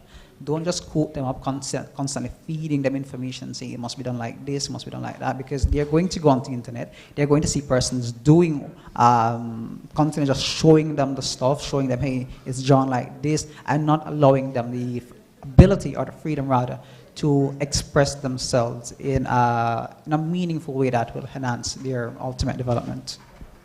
Yes, and just to put a final note on this, because the judges are here, in noting that this is an issue, it's the duty of the Ministry of Education to find some way to allow for people to understand that the emergence of technology does not mean the erasure of traditional forms of learning.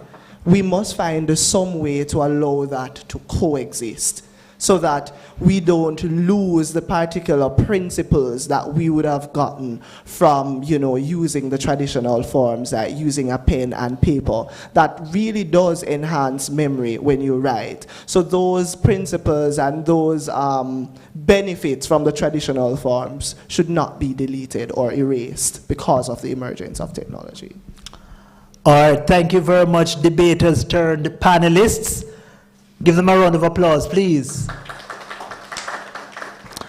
And now, ladies and gentlemen, it's that time. It's time for us to get the verdict. Miss Marie Hurd from the University of the West Indies, Mona. She's here to deliver the results. Let's make her welcome.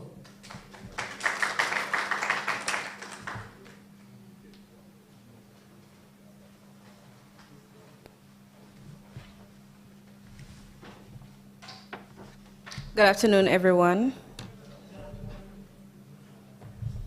So first, I'm going to start by giving the ranking, and then we'll go into why these were the rankings. So in fourth place, we have closing opposition.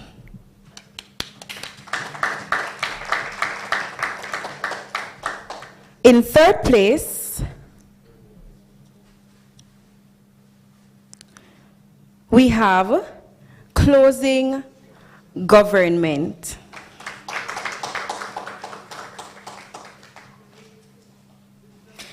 So our first place is between our opening opposition and our opening government. We saw where the opening government came with their definition for technology and how it is transcending. We saw the opening opposition giving their definition, their new definition for technology as well as creativity. And we noted, the judges agreed that our first place winner would be opening government.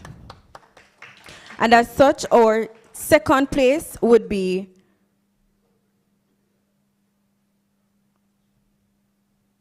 our first place is opening opposition, and our second place is opening government.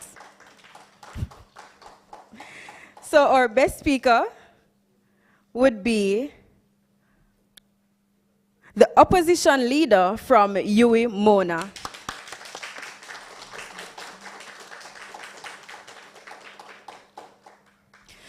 So the opening government were our winners today.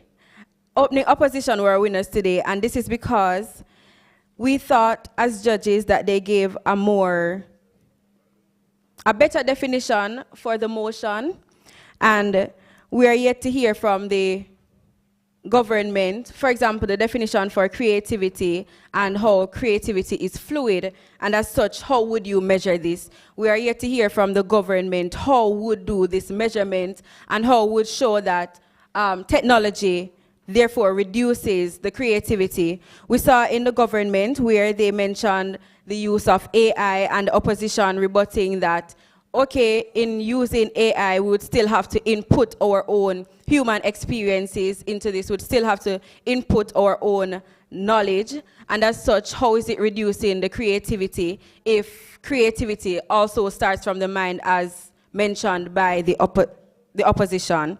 So today our winner is opening opposition. Thank you.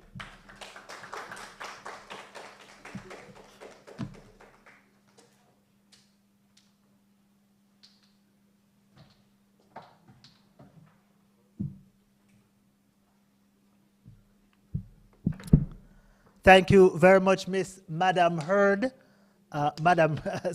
Marie Heard, not Madam Heard. Marie Heard. And congratulations to the team of Xavier McFarlane and Calicia Vassell for winning this debate.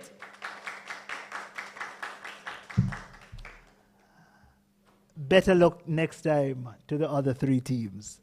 All right, so ladies and gentlemen, that brings a wrap to our debate.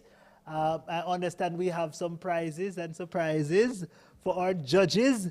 So at this time, I call upon Mr. Philip Clark to present those prizes and surprises to the adjudicators, the ones who their work oftentimes go unannounced and unrecognized, but not here.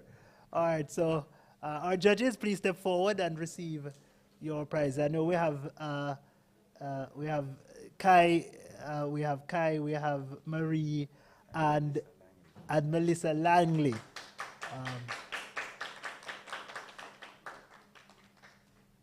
Okay. So Kai Lewis, Melissa Langley, and of course Marie Heard, our chair adjudicator.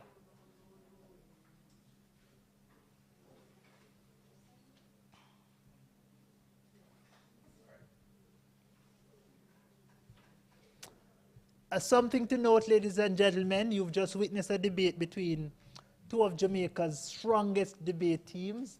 I did declare at the beginning that, you know, I'm the coach for the UTech Jamaica Debating and Public Speaking Society, and they have a tradition of winning.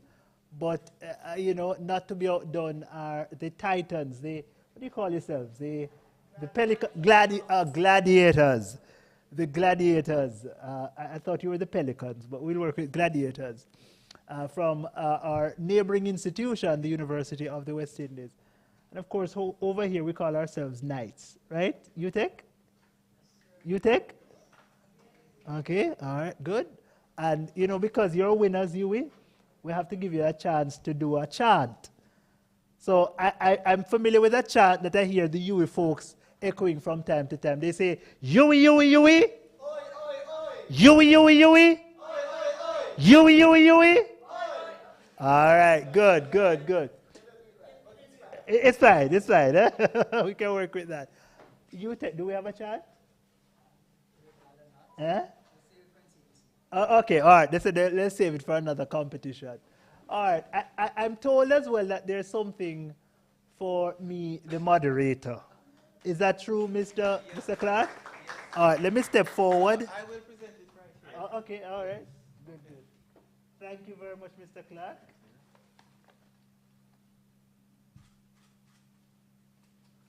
Thank you very much. Always a delight getting something from the Center for the Arts. Of course, ladies and gentlemen, this has been the debate to kick off the week of celebrating and imbibing and just ruminating on the creative arts, the arts that are embodied within the Center for the Arts here at the University of Technology, Jamaica. We're grateful to have had our debaters from the University of the West Indies join us for this spirited contest. We're also, yes, give them a round of applause, please. And of course, in true form and fashion, they won. And of course, our home team, the University of Technology, let's give them as well a round of applause. To our judges, we say thank you so very much for taking time out of your obviously busy schedule to make yourselves available and to assess the debate. We're really grateful. A round of applause. To you, our audience members, you made this worthwhile, and to you watching on social media online, on YouTube, I imagine, thank you so very much for your time, hoping that you enjoyed it, and please come by. I think it's for the remainder of the week. We'll be celebrating art and of course recognizing the awesomeness of Jamaica's artistic landscape. Thank you very much. I am Jermaine Barrett, wishing you all the best for today and onwards. Thank you.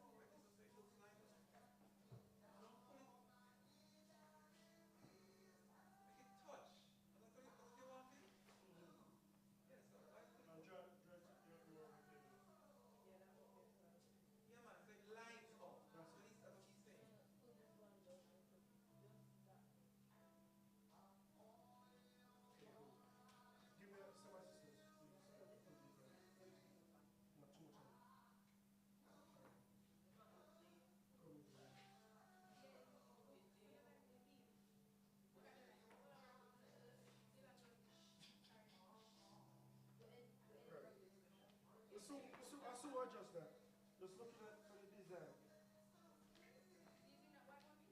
Carry this one, carry this one. That's it. The other one will be here. Not too far. That's it. This is going to turn a little bit more.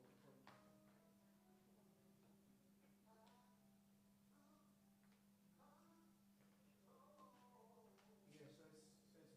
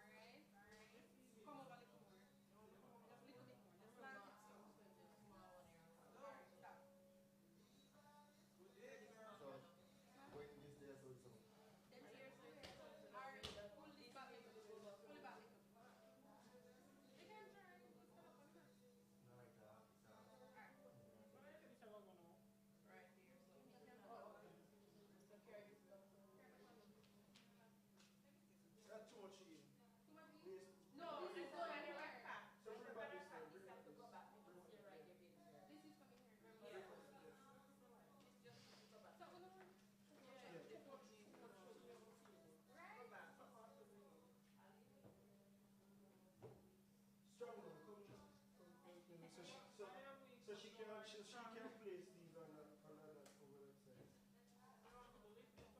Alright, you go on the side and go place it on the back. And the carpet is straight down. Guys, it's not straight. We're not straight. Which one? No, both of them. What's falling or carry it back to the next line. No, bring it back. Alright, bring it back. Get them off. Put the carpet between you. Alright, pick up the table.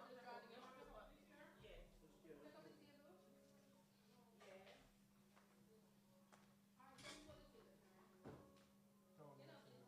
Just bring it back. Just lift up the table. No, you have already put it down. Oh, put it back. Next door. Or else let's stay. No, keep it somewhere. Cut it somewhere. Draw that side. Draw that side somewhere. But you're right. Draw over that one. Yeah. Draw it up. Draw it up. Okay.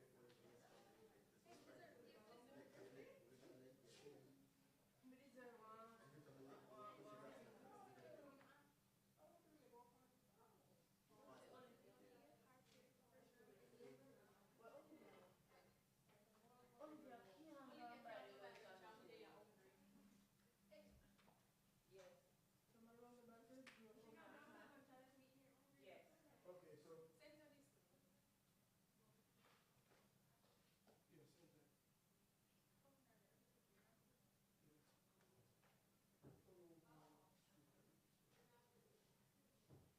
Center this. Yes, center. Yes. No. Make it That's all right? Okay, good. Okay, so now,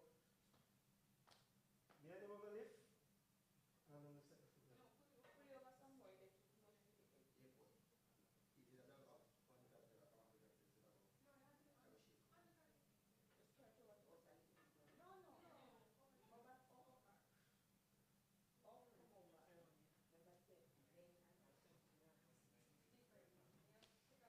Yeah. But I should do it.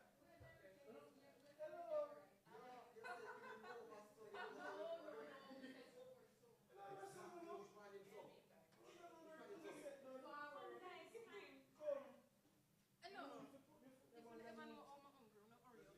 Here you go. Come on, one time set elongated, whatever we're doing. So same thing. 1, 2, 3. We're coming here first, because of right? Right? Wow. Too much? Wait, place the chair first. Place that chair first so we'll see something. Put it here, sir. Too much. No. This is straight. We need to have to carry. These have to go over. Over some more. Honey, this is the banner behind the carrot over. Switch back over the honey. Pull it back. Banner behind. Yeah, that's it. Yeah. All right. Come. Come. You're setting it like this. Come on this side. Roll it back. All right. You do it. Try it. Yeah, so that's it. That's it? Yeah, people go back to the owner. Yeah. Sorry. It's not. Ensure that.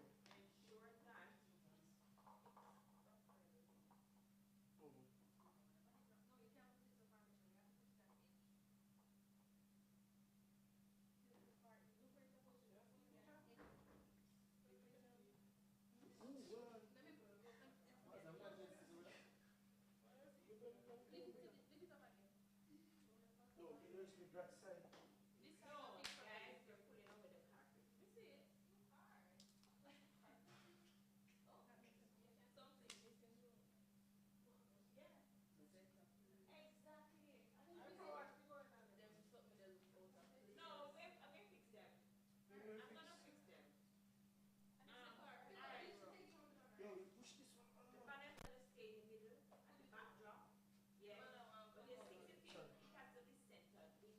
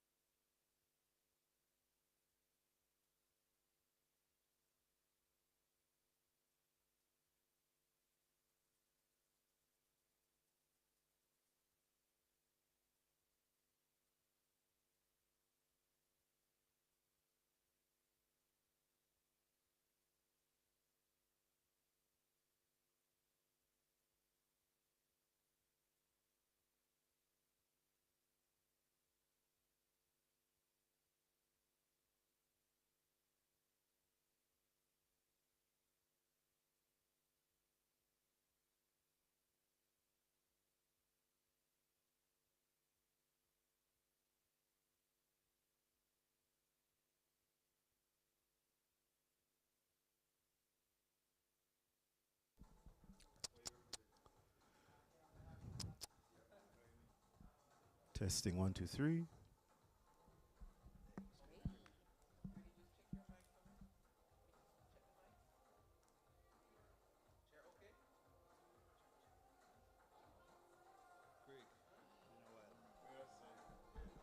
Check, check. Mic check 1 2 1 2. Check, check. Check, check. Mic 2 1 2. Testing, testing. Check, check, check, check.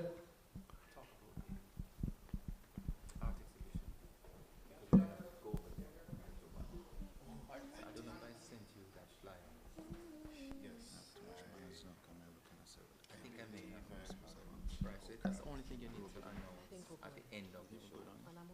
Yeah. And the fact that we have a concert tomorrow. All of them will be fine, including One, one, one, one, one. Yep. check, check, check, check. All I right. can't go through with that video right now. Just say that there will be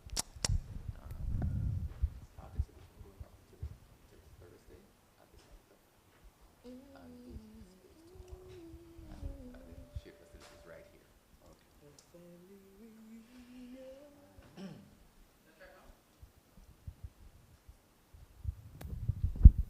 One. Two, two. Hey, thank you.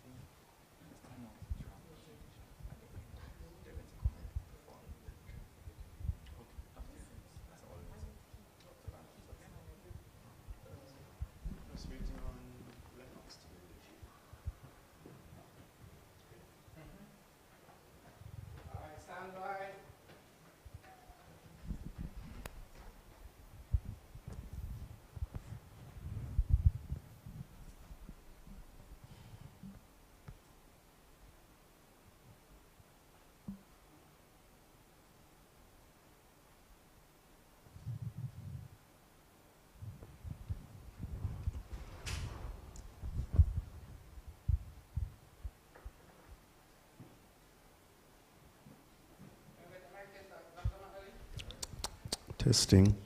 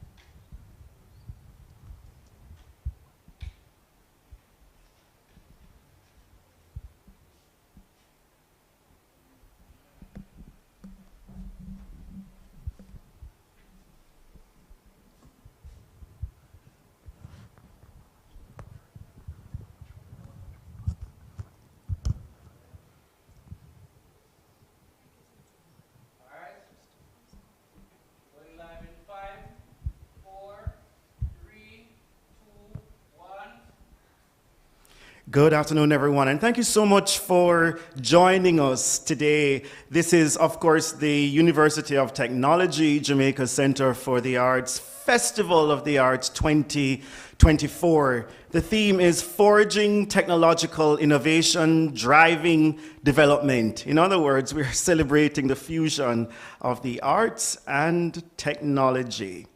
I'm so excited to welcome you, particularly to one of the many activities within the Festival of the Arts this year, which is this panel discussion.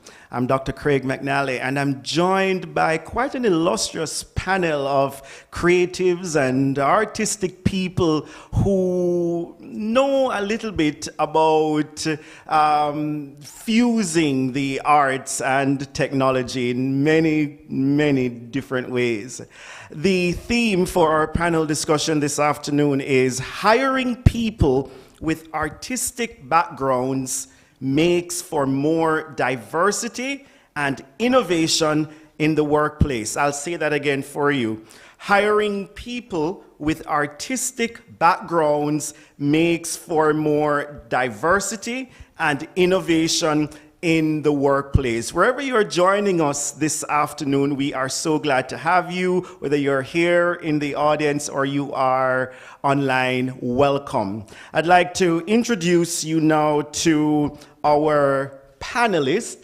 To my immediate left, we have none other than Lady Renee. She has over 20 years experience in media and entertainment. This media mogul, Lady Renee, made her impact from a young age, creating long-standing, successful creative content for multiple prominent local and international television and radio stations, including Fame FM, TVJ, IRI FM, and the BET network. Achieving history as the first female to create and own Jamaica's #1 international viral cartoon, Jamaica Laugh, on TVJ. This introduced her to the world stage as one of Jamaica's successful creative geniuses. Thereafter, becoming creator and host of IRI FM's flagship morning show for 8 years. She captured the station's She catapulted the station's morning slot with increased listenership beyond its competitors, and she is the youngest amongst her fellow media colleagues to have done so. Lady Renee is now on the verge of launching her own media company, My TV, the world's #1 Jamaican entertainment network, which will create the largest menu of high-quality Jamaican and overseas TV shows and live events. Put your hands together wherever you are for Lady Renee. Thank you so much for being here. Thanks for having me. Blessings. To her left is Roland Watson Grant, novelist, advertising creative director, writer, ... Roland Roland's first novel, Sketcher, was published by Alma Books in the United Kingdom in 2013 to critical acclaim from the Times London, the Sydney Herald, the Spectator, GQ magazine, among others. Sketcher was shortlisted for an Amazon Rising Star Award and has since been translated into Turkish and Spanish. Skid, the sequel, is his current novel. A 2018 recipient of a Musgrave Award for Distinguished Eminence in Literature from the Institute of Jamaica, Roland's nonfiction essay, I Know I Owe the Obia Man, written for the Jamaica Journal, was archived by the Smithsonian Libraries in Washington, D.C. In 2021, Roland won the Commonwealth Writers' Short Story Prize for the Caribbean region with his story, The Disappearance of Muma Dell. The story was also shortlisted for the 2022 ALCS Tom Gallon Award in the United Kingdom. A career creative director for some of Jamaican advertising agencies such as McCann Erickson, Waterworks Limited, Dunlop Corbin Communications, and the creative unit, Roland has written and produced well-known campaigns for local brands, Red Stripe, Jamaica National, Burger King, and Mothers, among many, many others. Put your hands together, please, and welcome Roland. Thank you so much for being here. And across the way, in lieu of Delano Forbes, who was advertised as being one of our panelists, is Martin Pagon, just as good, I assure you. Martin is a multi-talented professional in the realm of video production, serving as a creative force at Phase 3 Productions, with a diverse skill set encompassing video editing, cinematography, motion graphics, and drone piloting. Martin brings a unique blend of creativity and technical proficiency to his work. His expertise extends beyond traditional production, as he boasts significant experience in both local and international live event production. Furthermore, Martin has established himself as a specialist in podcast and set interviews, showcasing his ability to capture engaging and insightful content in various settings. Whether behind the camera or in the editing suite, Martin consistently delivers high-quality results that elevate the storytelling experience for audiences worldwide. Put your hands together for Martin.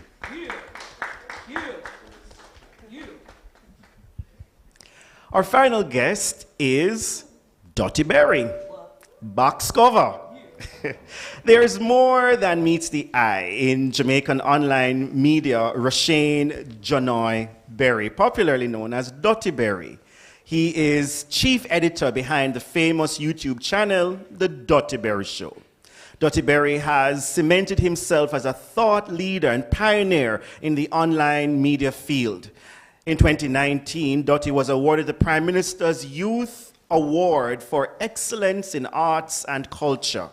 This stamp of approval from the Jamaican government confirmed the value he brings to the Jamaican arts and culture scene. In 2023, the Dottie Berry Show reached a milestone of 50 million views. This reinforces the impact and legacy he has built over the years. Berry is now a veteran on the online social media space, boasting over 296,000 YouTube subscribers, as well as a sizable following of loyal burritos across Facebook, Instagram, and X, formerly Twitter. Corporate Jamaica has embraced the wit and charm of the online star as he becomes well known offline as a hosting personality and ambassador for some of Jamaica's most respected brands. Put your hands together for Dottie Berry. Thank you all, and welcome to all of you. I'm sure your calendars have other things written on them, but you're there, and that's the important things, and we are so glad to have you here. Again, our theme for our panel discussion is hiring people with artistic backgrounds makes for more diversity and innovation in the workplace. Perhaps a great place to start is to hear from you how you would define or what you think artistic backgrounds has to do with. What's meant by artistic backgrounds? Like, what are we talking about? I see you looking at me. All right. So firstly, blessings again to everyone tuned in. Blessings to the entire UTech crew. It's a joy being here. It's good seeing you. It's been a minute. So in terms of artistic, for me, just generally, a person who has a knack for the arts. And the arts span very wide. Performing arts, of course, you have the visual aspect. There are a lot of aspects of arts, and even more there are a lot of dimensions to arts. So anybody who has some type of knack or some type of inkling for performing arts, it can be music, dance, drama, drawing.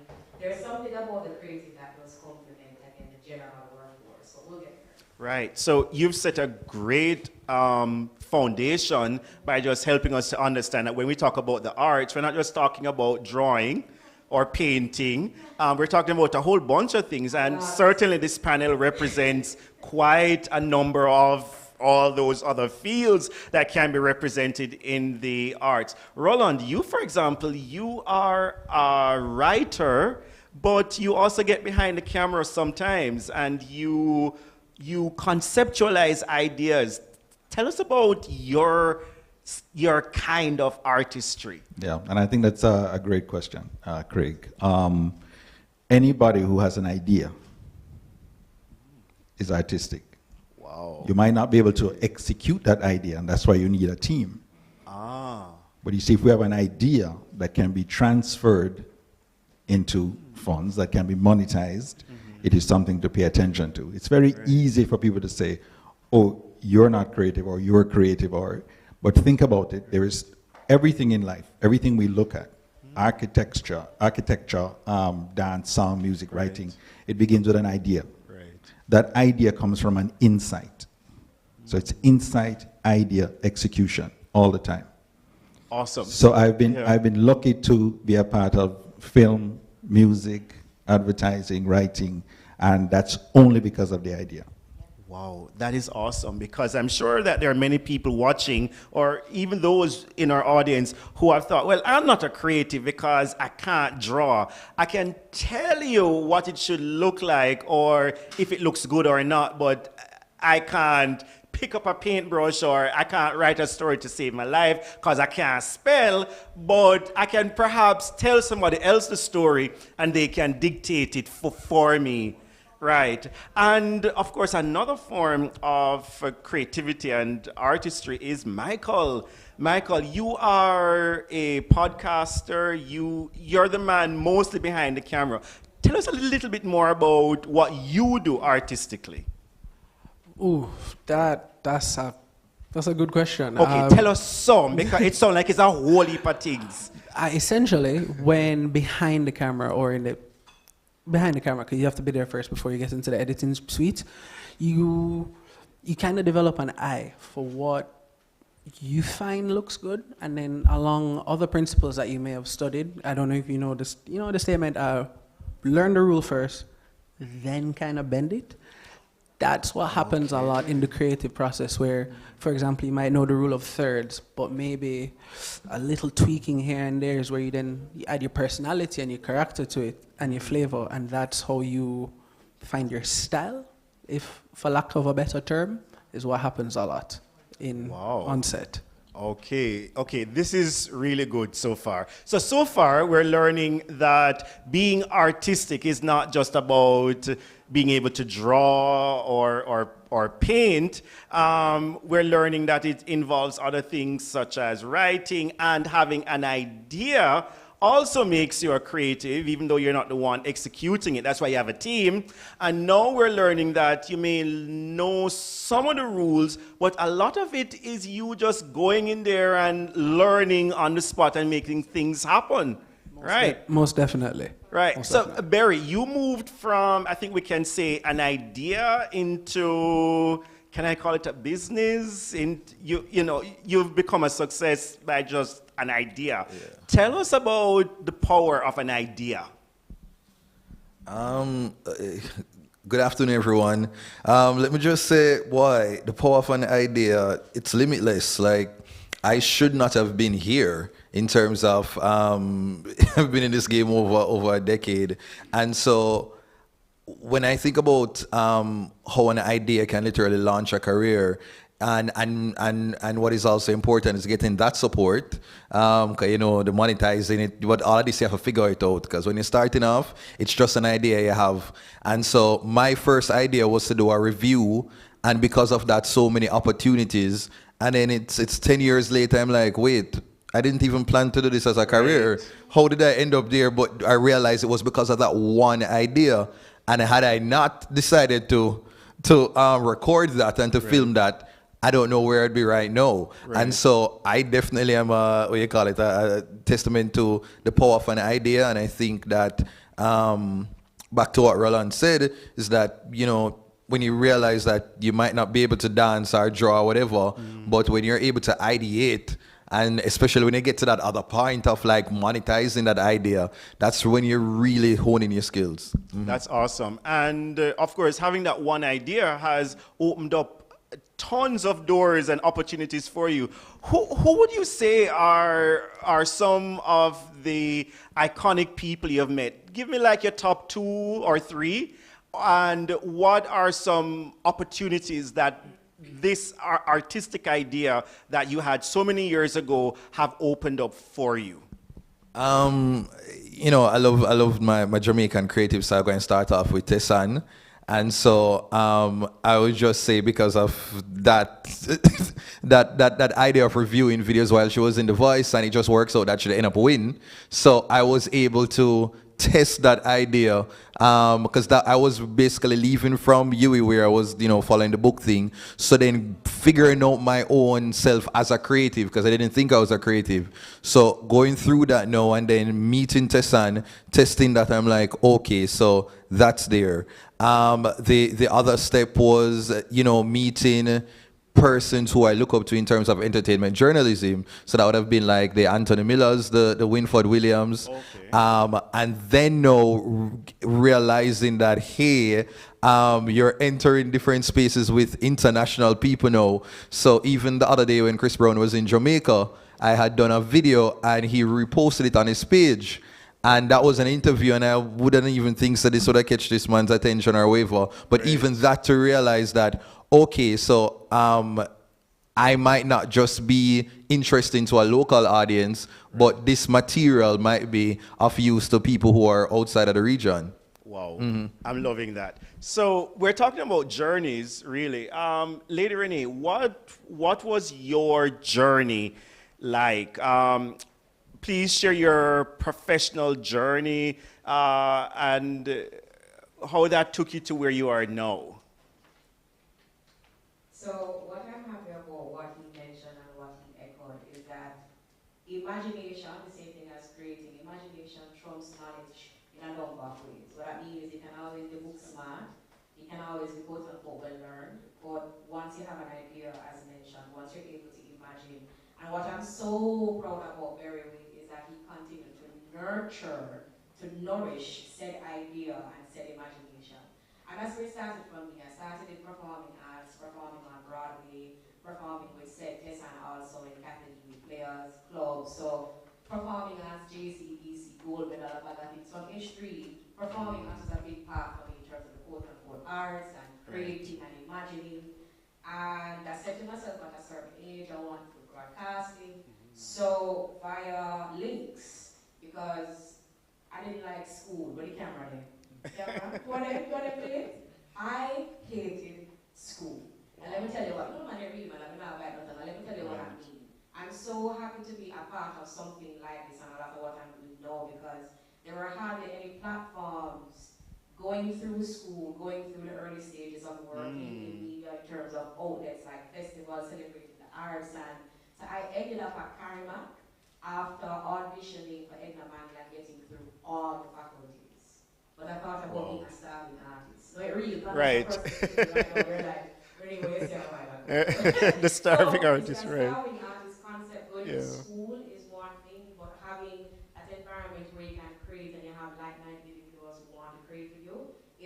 work be continuing in media with RETV, with TVG, with Fame FM, with IRFM, but it started from a love for the arts and creative. Wow. Yeah. I love that. So from you were a child, you were involved in the arts, and here you are now. Roland, what was your journey like? Yeah, I used to teach at KC, language and literature. I was probably 19 years old. I think my students are why I'm here now. I think that day is connected to this day. Big up Fortis, 35. Sorry, you said Fortis? Fortis. Oh, I'm so sorry for your loss. All the time. So, we give Craig that one. I'm sorry, but you were saying something about doing Before the that. utmost for your highest. Oh, I see. Sneaky. Right. So I was teaching at KC. Right. See you next year.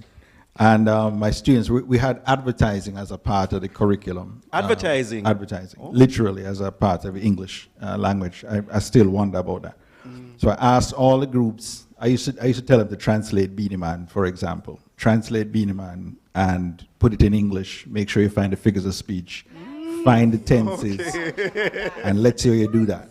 I couldn't let the vice principal know. I hope she's not watching this, right? Oh, you had to keep it under the... there you go. So absolutely, so everybody loved it. Which is a pity, by the way, right? A pity, but anyway, you know, but I think we're moving from there. Right. And so, you know, after they did that and we did advertising, everybody went up in groups and they did this advertising, you know, as ads, they wrote ads. And then I said, well, I like what you wrote, but I don't like your performance. So I went up there and I said, 9246, the salad shop. And I started doing that. And somebody said, sir, you have a sample, you know. Okay. You need to go to advertising. So I said, yeah, right, whatever. You put on the radio voice. I put on the radio voice. Oh, my God. And by that time, what happened after that was that during the summer, and I said, boy, I'm not going back to KC. I never liked school like Renee at that point, but from a different angle. Brilliant. And I decided to do a voice tape. And so I did that voice tape, didn't like it, sat on it for 3 weeks during summer. And then somebody said, no, man, take the thing and go on this weekend with it. Took it to McCann Erickson. The person said, we don't need any more voiceovers, but you need to take this voice tape to Dunlop Corbin and ask for a certain lady named Donna Carroll. So I went there, gave it to him in my bathroom the next day. Don't know what I'm going to do, September. And I get a call saying, what you don't know is that you have a writing skill. I don't need your voiceover talent now, but you don't realize you have a writing skill that can be employed. That we have. So I said, okay, well, yeah, sure, that's cool. You know, you're young, you don't understand. Because at the time I was at Fame, spinning music with Mikey Thompson at Fame. Right, yeah. Francois says to me, so really, I'm not putting you on the news right now because you need to get more experience. What else is happening? I tell him I have this job at Dunlop Corbin that they say I can write commercials. He said, look here, go and take the job. The late, great Francois, he said, go and take the job. He said, what happens is, I am the guy you call to do the voiceover after you've written an entire campaign. This is a career, sir. Go and take the job. Right. And so I went and took the job, and that day is connected to this day. Every single thing that developed after that, everything involvement in film and music, etc., came out of advertising and writing. And you've written more than ads. You've written award-winning works, and right now, Skid is your latest work. Skid is the latest, the third one coming out. Awesome. One of the things I'm most proud of is able to, again, use the idea, look at a DJ, for example, understand how they do their lyrics, write for the DJ as well, and have them say, all right, fine, I'll do it. Because, you know, they're picky. Awesome. So. Thank you so much for that. So, Michael, how did your journey start? So, much like everybody every time here, you ask Michael a question, he goes... yeah, because it's not as linear as... and that's great. That's absolutely great, because none of these stories have been linear. So you fit right in. I'm noticing, so I'm feeling good about that. So initially, I had started just podcasting for myself, personally, as just a hobby. I kind of liked it. So that's how I got my foot in the terms of like the technical aspect and side of that. And then when COVID had occurred, a few people had reached out to me to be like, hey, could you do my podcast, or could you help me do something along those lines? And that's when it occurred to me, oh, I could do this as like a side gig, a job, a way to But what also happened was I fell in love with like the technical process of it and all of what goes into it and how to make a better end result production. And as a result, I was working at a company called DRT Communications at the time. I had pitched to my boss, hey, being that you're a marketing firm, you could maybe corner the market on like your type of podcast or like a brand leader, brain leader type of thing. And from there, she loved the idea, and I had actually, from her, started working with Century 21 for real estate videography and kind of stuff like that. And then, ironically, from DRT, the leader of that was friends with Delano at Phase 3, and that's how I ended up at Phase 3. And so because of that relationship I had with DRT and Century 21, I had gotten the chance, thank you Delano, to work at Phase 3 and kind of took off from there because there's a whole lot that was opened up and a lot of stuff I'm super interested in. So apart from podcasts, live production, set interviews, sporting events, behind the scenes stuff for concerts, after movies, it's been a wild ride that all happened from an accident. So. Wow.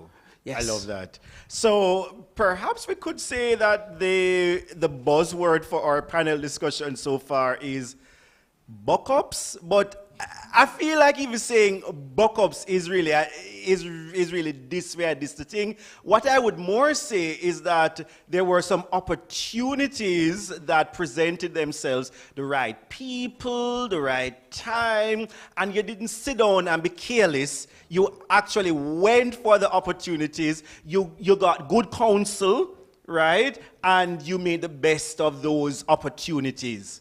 There's also a secret little word that none of us have mentioned, but I can tell that we all have it. Apart from passion, discipline. Yes, to do the work absolutely. To get where we wanted to go. I can tell from everybody up here. Right. That's a big driving factor because you won't always feel the motivation or the I want to do this now, but you know where you want to go. Mm-hmm. Yes. So you do it. Oh, I love that. I love that.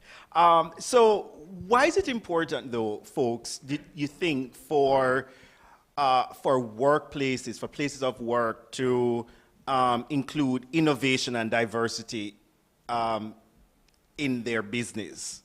Why is there a need for innovation and diversity in the workplace? You know, I feel like I could perhaps start this discussion by saying, for example, when you have people in your workplace who are innovative and artistic, you don't need to outsource a host for your panel discussion, for example, right?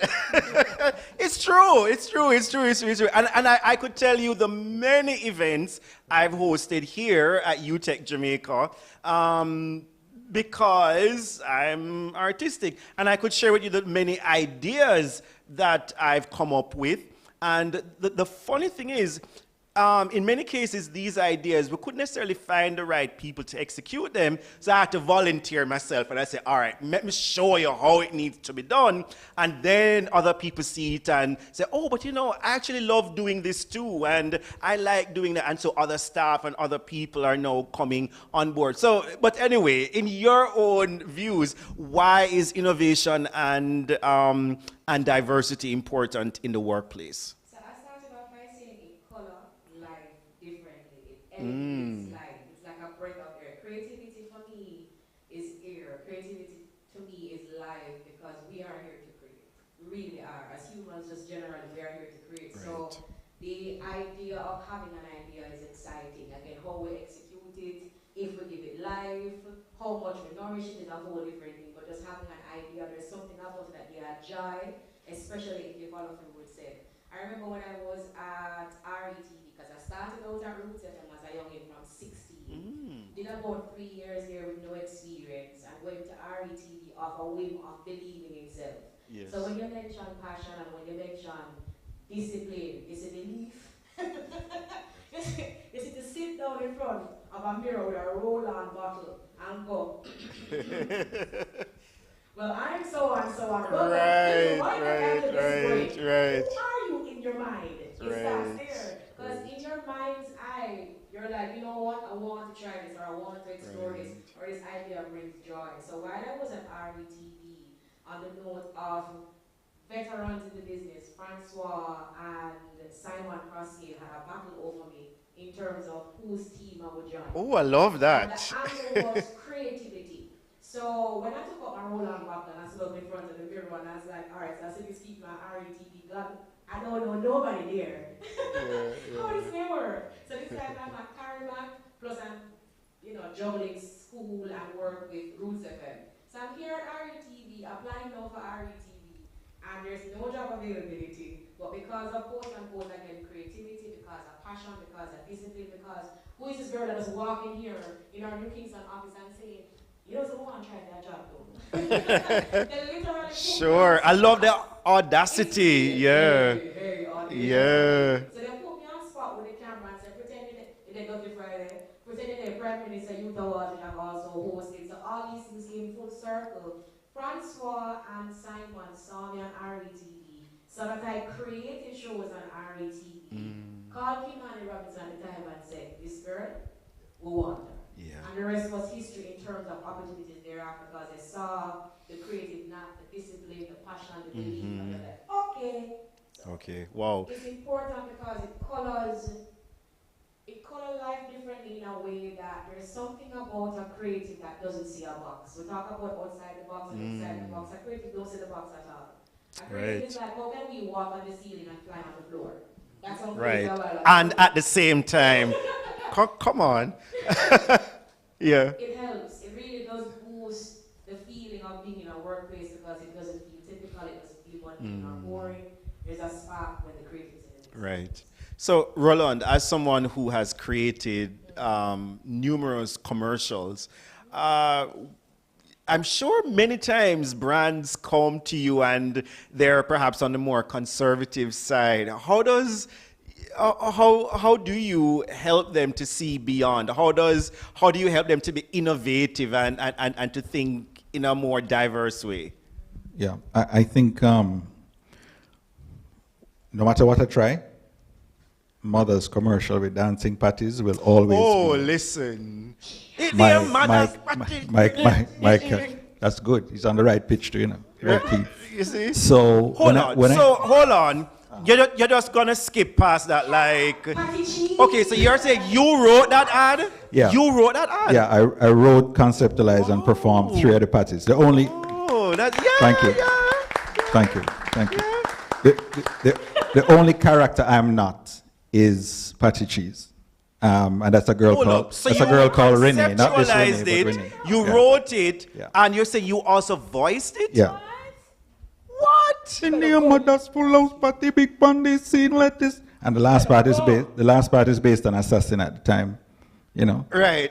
And that's chicken patty, a patty for this money. So, and it's interesting you ask that because that is a good example of how do you have a brand come to you and say, this is what we want. And you say, no, that's not what you want.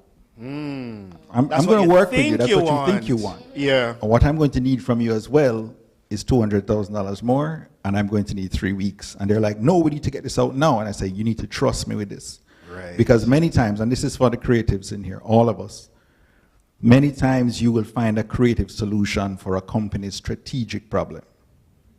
Okay, you can absorb that a little bit and think through Many it. times, artistic people will find a creative solution to their strategic problem. Right? That's powerful. If you have stores that have not been refurbished and not looking away, it's not because they don't want to refurbish the store, no. It's because they don't have the pull and the traffic that goes through those stores. Right. What you're solving their problem with is something that puts them in the limelight and make people go, you know what, hey, that's kind of cool, maybe go check it out. Now, they need to make sure the product matches your ad. Right. But it's important, and then you find that happening. And this is why I think what I'm going to say is, if you're the weird one, if you are the one in the group who people consider the one who always have some crazy ideas and people don't see a vision, don't worry about it. Keep going. Right. Keep going, because it's important to always remain who you think you are, even when people don't believe it, right? Corporate will be saved by people who are creative. Corporate is always saved by people who are creative. Right. You save corporate from itself because corporate has a way of putting a system in place to fix a system that broke. I'm preaching now. Can I expound on that, brother? Yeah. Corporate focuses on numbers. Yeah. But creatives focus on people, and it's the people who bring the numbers. Absolutely. Absolutely. Wow. And guess what? And guess what? And guess what? That's just the nature of corporate. That's just the nature of corporate, you know. You can't even blame corporate. For example, I met with my team at one particular place, and, you know, we started discussing stuff. Say, just in the morning, you come in, people drinking their coffee, just sit down and let's start talking. And when we start talking, the ideas start coming. You talk about the weekend, but you also talk about the job on your desk. You say, listen, here's how I think you can solve that. Corporate comes in and corporate goes, you know what? I need for you to take that, what you're doing in the morning, that huddle, and you need to put against it some KPIs, some key performance indicators. Definitely. That's what corporate does, because corporate has a board report at the end of every 3 months. Don't ever... Investors to report to and all these things. Absolutely. If you don't maintain your creativity, you can't serve corporate. So, Barry, you I feel are also a living example of this because you've done a lot of work with corporate. What has your experience been like working with corporate Jamaica? Can they, do they try to contain you and, you know? Yeah, so I'll say right after the moment when I say my boss and I started to work with corporate, it was different. It was just like, hey, you like the money, you'd love the money, but corporate would be like, I love every single thing about you. We love everything. We love the hair, we love the shoes, we love everything. And then you come here like, yeah, let's change your shoes, we're gonna change your pants, we're gonna change. And so when you get there, you're like, so why did you pick me? And so trying to find a way of know what do I actually bring, because they will remove and bring you down to your skeleton. And you're like, but you could have just took a mop stick and just make the person do it. Right. And so then you realize that you become their vessel. And so you're kind of like a mannequin sometimes, if you'd allow it. So you just go there and you express your key messages. And so I remember at some point it would be like, so why really choose? like why ultimately it's there now? And so over time now I've had to learn to like use my voice and then kind of earn that trust. But I realized that a lot of persons who work in corporate, they really don't have that creative know-how. And so, but they're very strong and adamant. So that is the point where you will say something, and even if it was YouTube, and you say, here what? You want me to do a video about X thing. I don't think a 15-second is going to be good. I have a platform here that might be on YouTube that get X amount of people. They're here. This is actually a better, what the expression, buck for your money? Or so? Bang for your buck. Bang for your buck, yes. Right. It's actually better over here. And corporate, I realize that if they have their money, they're going to be like, I'm paying you for this. So you as a creative, even if you know that's not the best thing that you could have done, you end up learning to, well, if you go and take this 100,000 and just give me because you want me to go and say, yeah, and I could have said, yeah, and you just want, yeah, I am going to give you that. Right. And so a lot of my friends who are videographers and stuff, I know that when they start working in corporate, and you're like, you're so talented. And then when you get them to do a project after, they lose it. It's like the work that they produce, and they say, listen, when you come to corporate, you will put a little fandangles and a little something there, and they bring it on, just give us the gray, the black, and the white. And so that has been my experience, but because of my years now, I'm able to get some amount of trust. Right. So, Michael, can you relate? Are there any lessons you've learned having worked with corporate yourself? Oh, yeah. As a video editor in particular, what you're saying reminded me of something from the weekend gone, where we're creating essentially what was a PSA, kind of, drink responsibly type of PSA. So what does it look like if you do it responsibly? What does it look like if you don't do it responsibly? And of course, when you think of like music beds and stuff that you'd use to compose or create that video, you'd usually be very safe because, corporate wants very safe type of music. But as a video editor, you can kind of sneak personality in there. So it's already gone, I can say it now. I had used a track from a show I was watching called Cyberpunk, and it had a kind of beachy vibe to it, so it kind of pepped it up, which allowed me to have a little fun, boost the colors, put a little bit of me into it. So while corporate will often want, as you said, just a gray, there are ways to put your personality in it, your creativity in it, and get by. And oftentimes what happens is they ask for the gray, and like you were saying, you give them a little blue or turquoise, and they're like, oh, and they're like, so now you give them what they didn't even know they wanted. Right. And they then begin to trust you, and you can build a relationship from there where you can even get a little more creative with it. Right. So, You've had a similar experience, No, Lady Renee? opposite, because I have to balance it, especially because we're streaming. Do you Right. by any chance have the penny in play? Can you pull it up? Because I want to show you something, the interesting thing about Boat and Food Corporate. Right. And the fact that even though I was echoing and passing the offering for the Church Development Fund, when he was speaking on the pulpit by saying, no man, corporate serious, but something I have to tell them. I actually, So I actually, when you pull it up, because I want to show you that this is one of the rare experiences that corporate gave me the crayons to color in and outside the lines in a way that persons are still floored by, in awe of. So with Penedo, okay, so in creating Penedo, I knew nothing about animation because I want persons who are tuned in to also know that when you are aligned with the right brand, there's also a freedom that is, you can't even begin to comprehend the amount of freedom that you do. Right. With the wallet, with the budget spend, I knew nothing about animation. I knew nothing about who I was supposed to align with. I was literally in the RTR cafeteria, thought to myself, you know, so I'm going to create a cartoon. This is literally how I'm No, anything I say I'm going to do, I do it. So I'm like, you know, I'm going to create a cartoon, and I look across from Floyd, Bossy Boy Floyd, and Donald Iceman Anderson, and they were eating them fried dumpling. And I said, see you later. You know, so we'll create a cartoon, so then I would have Really? Then we pause and go, because of you, alright. I literally created a snippet with an Edna Manley student. It goes to every Edna Manley student because I know the struggle. Yeah. Nobody there with that 1 minute, 2 minute snippet. And by the reception, she said, Renee, are you? She said, Renee, come. Literally, I had no meeting. Right. Renee, are you? Come on. Let me call Red Bull brand manager. Let me call. Come on, come. See the little, we call it the little boardroom. A boardroom, yeah. Come in there. I am nervous because I don't know what I'm going to say. I just know I have 2 minutes of some of this. And when I sit down in there, everybody is coming in droves, Red Bull, this, that. It's about 7 or 8 different brands. And I'm sitting down there. And they're like, okay, Red, we'll have a moment. What's up? I'm like, I have a cartoon. They're like, what? I have a cartoon. And I put the cartoon in their possession. They put it on the prompter, on the screen.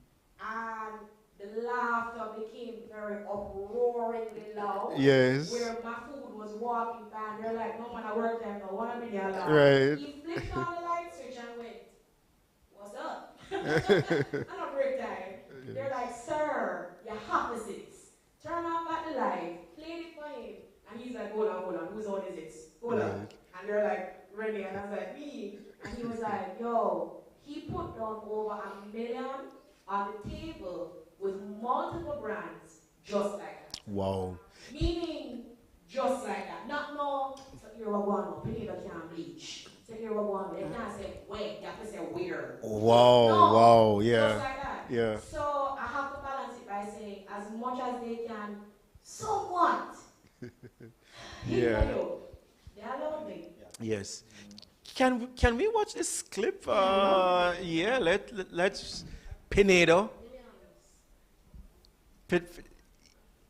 Yeah, I actually had a music teacher in high school named Pinedo, so I was like, yeah. That's most of my employees' real name is Pinedo. Oh, is it? Oh, cool.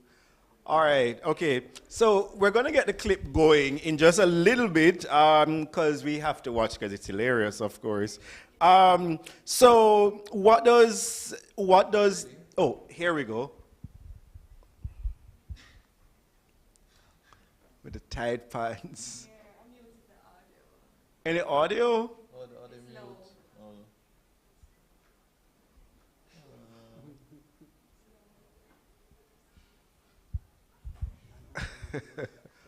Right, but you know, all of us, I'm sure, have met a Pinedo at some point in our lives.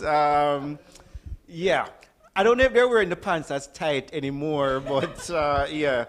So this is history, because one of the things about the, especially the literary arts, is that it has a way of capturing history.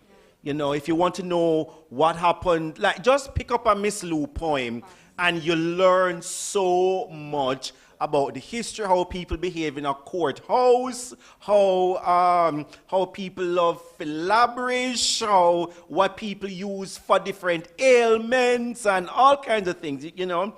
So then, what do you think the future of the workplace is? What does the future workplace look like? Is there more room for people like you now? Yeah, still ideas. Always going to be ideas. And it's going to be, you used the word earlier, which was audacity. It's going to be audacious people who make anything. Saw it on an ad. There you go. Audacity. Right? I will say this. There was I was trying to hire a copywriter once in a past life at a particular advertising agency. Couldn't find anybody. Sorry, who is a copywriter? So a copywriter is a person who actually writes commercials. And that's what you were doing at one time, weren't that's you? what I was doing. That's Right. like my earliest discipline in advertising. So I'm trying to hire somebody, 15 years into my tenure, going, how do I find somebody else who's as audacious, Don't find anybody for 6 months, and then I get an email, a guy saying, listen, what I really have is a degree in geology. I have a degree in geology. I can tell you the silts and whatever make up Portmore, and I can tell you what make up Outer Judgment Yard. But here what? I feel like I have this, And I'm like, feel like you have it? I say, okay, I'm going to send you something, and you send it back to me in an hour. Of course, that's ridiculous, but I want to see what he does. And then he says, I don't have the communication chops, neither do I have the advertising chops, but I watch Mad Men every time it come on. Wow. How you not going to get the guy an interview? Right. How, the guy has the gonads to say I'm going to do it. And I said, but you have to listen to this guy. Come in and let's have this talk. It is one of the best copywriters I've ever met. Right. In a 20-year span. The audacity of saying, I know I can, and I want the shot, and I'm going to take the shot, is almost akin to how the music industry does stuff. You think you have the shot? Come stand up, write us on DJ for me. True. Yeah. If you continue to say, I want to see all of your papers ticked off in this thing before I actually ask you for an interview, we're going to have problems. And we see the tide turning, and we see the Elon Musk and the other people who are making decisions based not on your ability to manage, because a manager really don't exist, A manager is somebody who can use the processes of a company to actually keep you in check and make sure you do your thing at your deadline. Right. But there are people who actually have at their heart, at their core, the ability and the discipline, the drive and the passion to get something done. You want those people to be working for you. In fact, I'll bet, because that sounds like a UTech student, sounds like a UTech graduate. So many times, many of our students are doing courses and programs that are not, that they don't personally find passionate, but it's what their parents want them to do. And yeah, and it's great that you were able to look beyond a degree and see the raw talent that is there. We're going to look beyond your neckback right now on the screen as we bring up Pinedo. Are we ready for this? Views. Back to school. Morning, Garel. Pull your socks up a little more. I like to see you in the gray socks this morning. Very good. It's gray, black, or blue, or brown. Very good, Garel. You're doing very well. Yes. Very good. Move along. Come on, assemblies in a few. Yeah. Pinedo? Is that you, Pinedo? Morning, sir. Pinedo, is that really you? Yes, sir. Pinedo, let me ask you a question. When school went on holiday for the summer, what color was your complexion? Come on, Pinedo, speak up.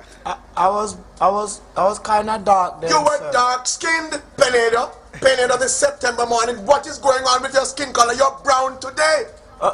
Sir, I was in New York for the holiday. Penedo, in most places around the world, the climate is summer. The climate is hot in the summer, right? So you can't come tell me about you come back cool, right? I didn't come outside any at all, You sir. didn't come outside any at all. AC can't make you so brown when you're dark skin. What you doing with yourself, Penedo? Sir, I got to the doctor and he gave me a cream for my eczema. Penedo, tell me the truth. Ludlow Penedo, don't lie to me. You're bleaching. You're bleaching, Ludlow Penedo. Sir, I'm not bleaching. I just apply cream on my skin. What kind of cream you apply to your skin? A matter of fact, don't call him. I don't care. Your mother know that you're doing these things, Penedo. Penedo? And look at your pants. They're tight. You don't have any room in them. How do you walk, Penedo? How do you walk? But sir, I can't allow my pants to have room. Next thing, people who looking somewhere to live want to live in my pants. Penedo, you're making wisecracks. Huh? We have detention and demerits for those things. You know. You want an order mark in your skin today, in Penedo? Sir.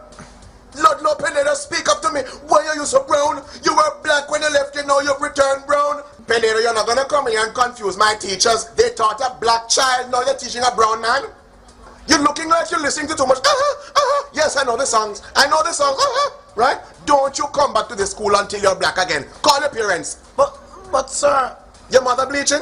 She don't live with me, she live in forest. I say if your mother is bleaching. I don't know, sir. I can't see her from here. What is your mother's complexion? Well, when she left, she was black too. And what is her color now? Well, I saw a picture with her and she looked brown like me. Ludlow, you're suspended. 10 days. Don't call the school will call. Awesome. Renee, thank you. Thanks for that. Thanks for that. Thanks for that. So we're talking about the future of the workplace. You were able to look beyond a degree and see the natural talent and desire and drive and tenacity and bring that young man onto your team. Others of you, what do you think the future workplace looks like? Is there more and more space for people like you? I definitely think there is, especially because building off what we were talking about earlier, oftentimes where corporate sees a problem, creative sees the solution through that problem, meaning what is the obstacle tends to become the way. So they can't figure out how to solve X, Y, Z, but then you give it to the creative crew who, for whatever reason, go, we can use X, Y, Z to do this. And then the problem becomes a solution, everyone's happy, and you end up learning from it as a result. So I think so, because the two sides of the same coin, and we kind of...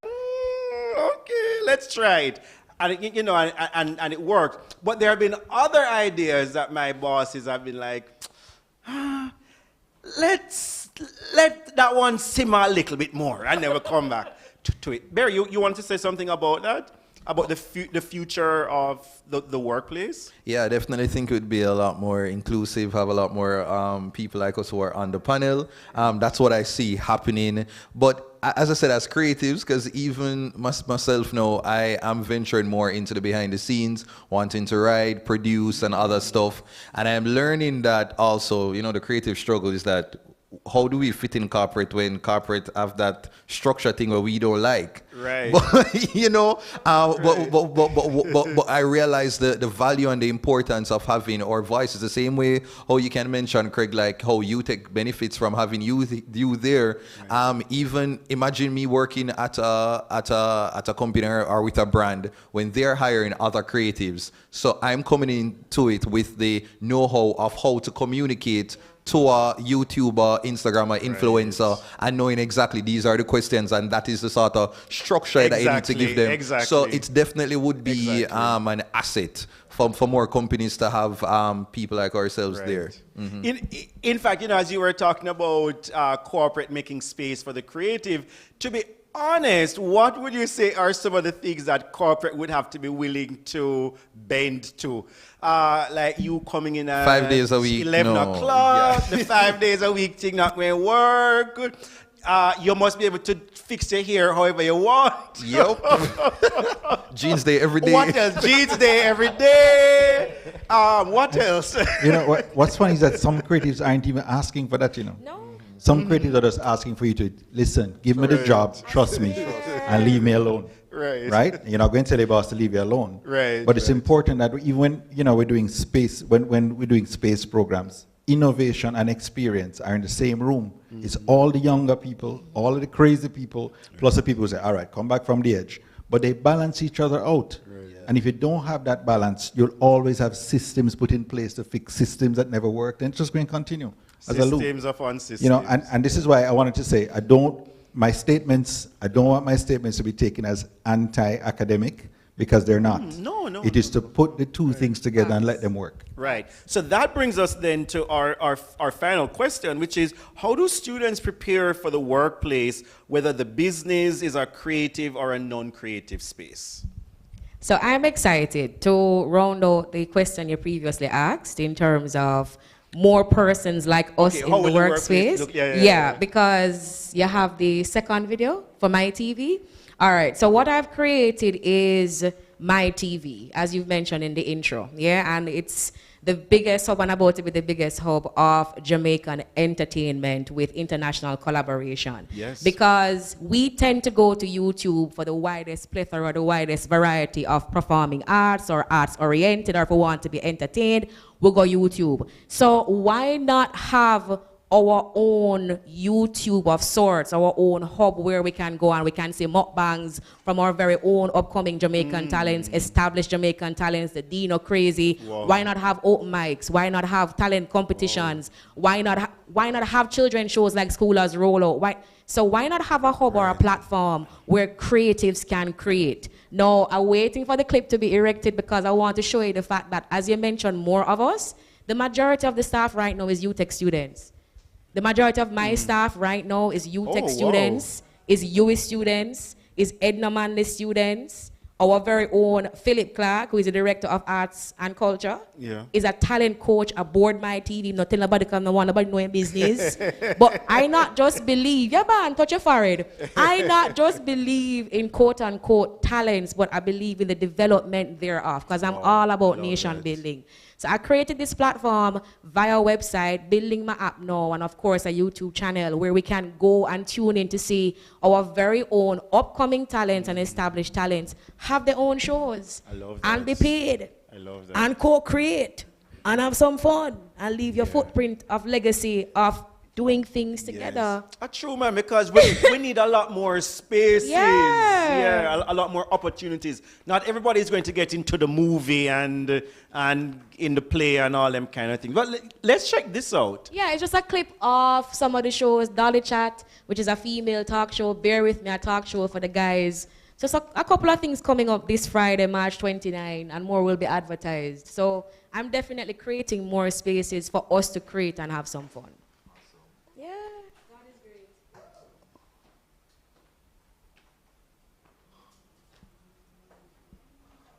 Wait, not Chris that. You see what I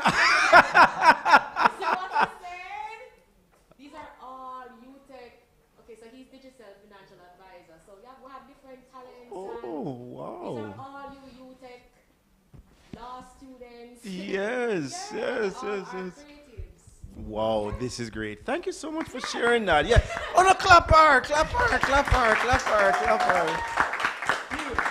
Wow, this is great.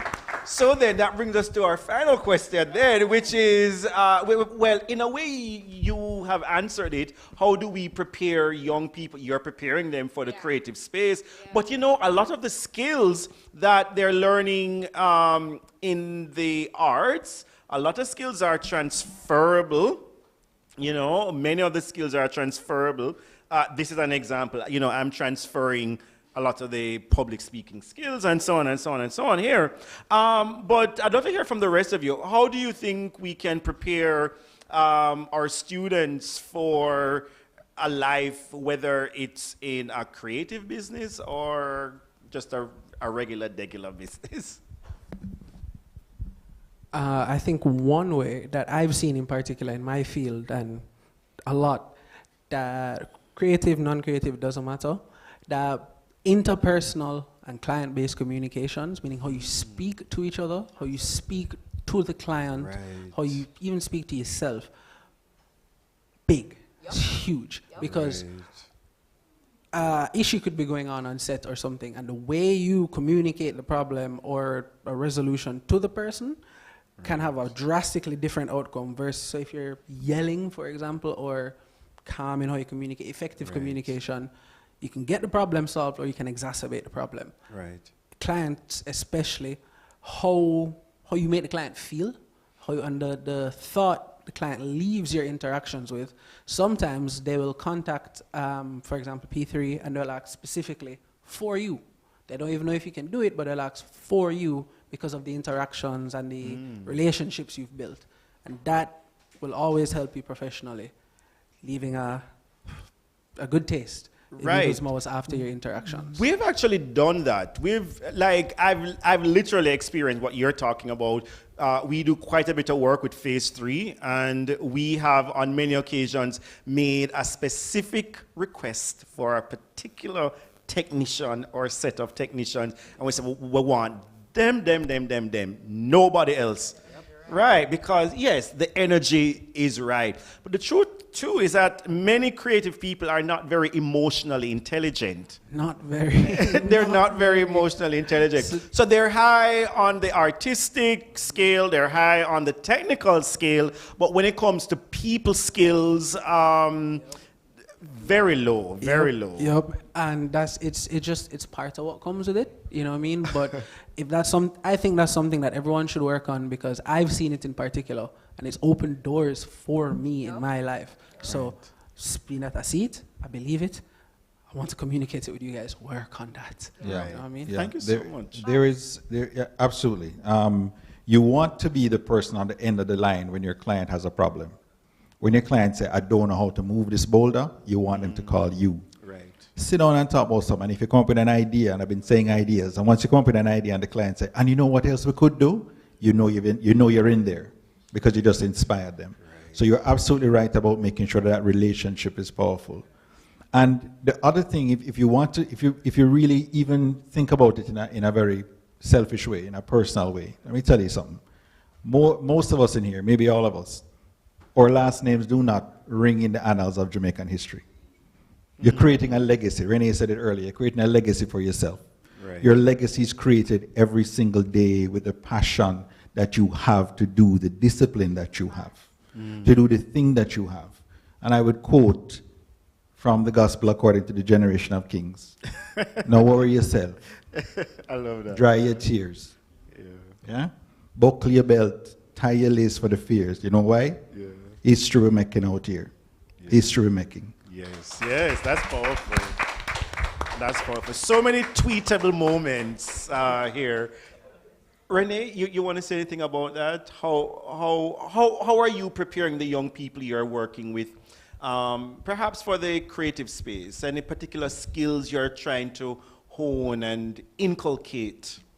Firstly, I love this panel. This combination is a beautiful combination, and I'm here to be I'm glad to be amongst you all. It's a vibe. It's a nice vibration. Yeah. Vibe. Yeah. So let me start off with that. Energy is a green card for me for everything. Energy. You can be talented. A lot of persons are talented. A lot of persons are multi-talented. But you see that energy, the way you have when you walk through the door, when you talk to people, when you greet people, when you interact with people, no matter what level they're on, that's one of the most important things to me. So that's actually what all of them tend to possess, is a certain energy. There's a good energy and there's even better talent. So when those two are married, it's magic. Yeah. Because a lot of persons are sometimes confused with thinking that because they may have status, accolades, they may have a certain resume, not cute. You see the way you deal with people, leave a lasting impact. So my heart smiled and I did a happy dance in my seat when he said, talk to people good. Because you couldn't have said it better. Yeah. Just deal with people good, have the talent that can match it, or at least continue to develop that talent, and you win. I'm living testament, and so too are the persons who are aboard the team, because you don't necessarily have to have a degree. You don't necessarily have to have certain types of accolades. Just have a certain energy and a certain zest for what we're doing. And we'll continue to learn from each other. We're going to have some fun. And be teachable. You have to be teachable. Yeah, but that boils down to energy. Because if you have this unapproachable energy where you know it all, you will fall. Yes, you have to be humble. Yes, you have to be. And the and the humility I'm talking about is not the soft shy. No. But it's a humble person. No. It's not that. It's knowing your power and not having to demonstrate it. Facts. Tweetable moment. Facts. Facts. Right. I must add, Sure. so I just want to add to what Renee was speaking about earlier. Like, I'm also working with some young people. I have a few like interns working with me ahead of the launch of a new social media countdown, which premieres in April. And so, Plug City. Yeah, and so even speaking about having the audacity and being very daring, is like I started that program because at the time people kept on saying Jamaica is not a real place. And I realized Jamaica will always have content. There's always something to speak about. And so this year makes, in April, makes 10 years of the social media countdown. And the fact that it has lasted and it's like the biggest program on my YouTube channel. And now I'm at a space now where I'm also even wanting to give back to younger people and give them a space of, like where them can test out and get them chops as well. So that's also very, very good for me. But one of the lessons I think it's very important is to understand the power, even though we're in the information age, to research. Because when you leave from UTech or whichever institution, it is very important that you understand the space and the role that you play in that space. So remember, I remember when I was younger, I just didn't want to work. You get me? I just get to work because you want to get paid. But if you can go into a job and you understand what your boss actually wants, and you can find a way how you can meet his or her needs for the business. And if you're going into a company, I remember you mentioned the young man who he might not have all of the experience, Roland, but he watched, was it Matlock? Yeah. And so imagine going into a space, and what I am dealing with now is that somebody is saying, hey, I want to become an entertainment journalist. And if I say Anthony Miller on stage or I mention E-News, nothing. You want to be a model, and somebody mentions Tara Banks, and you're completely clueless.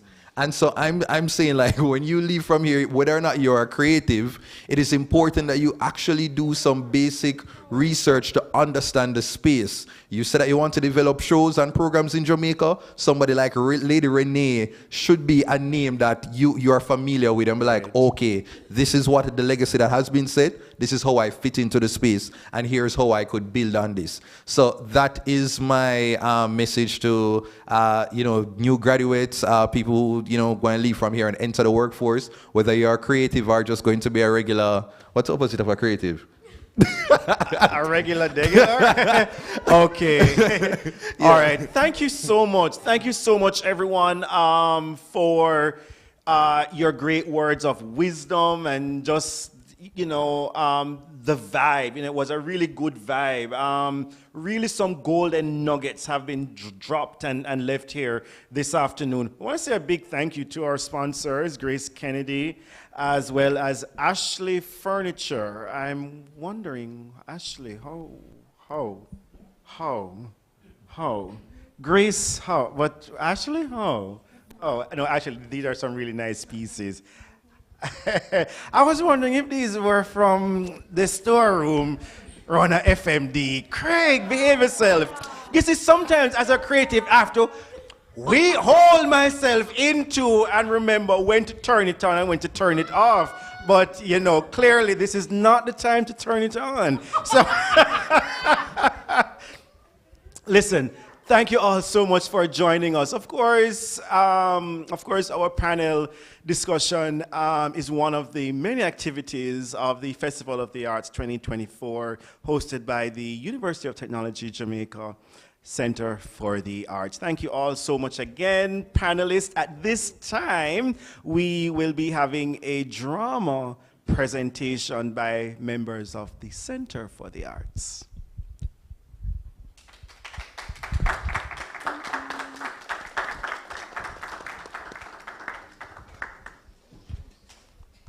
Are we clear?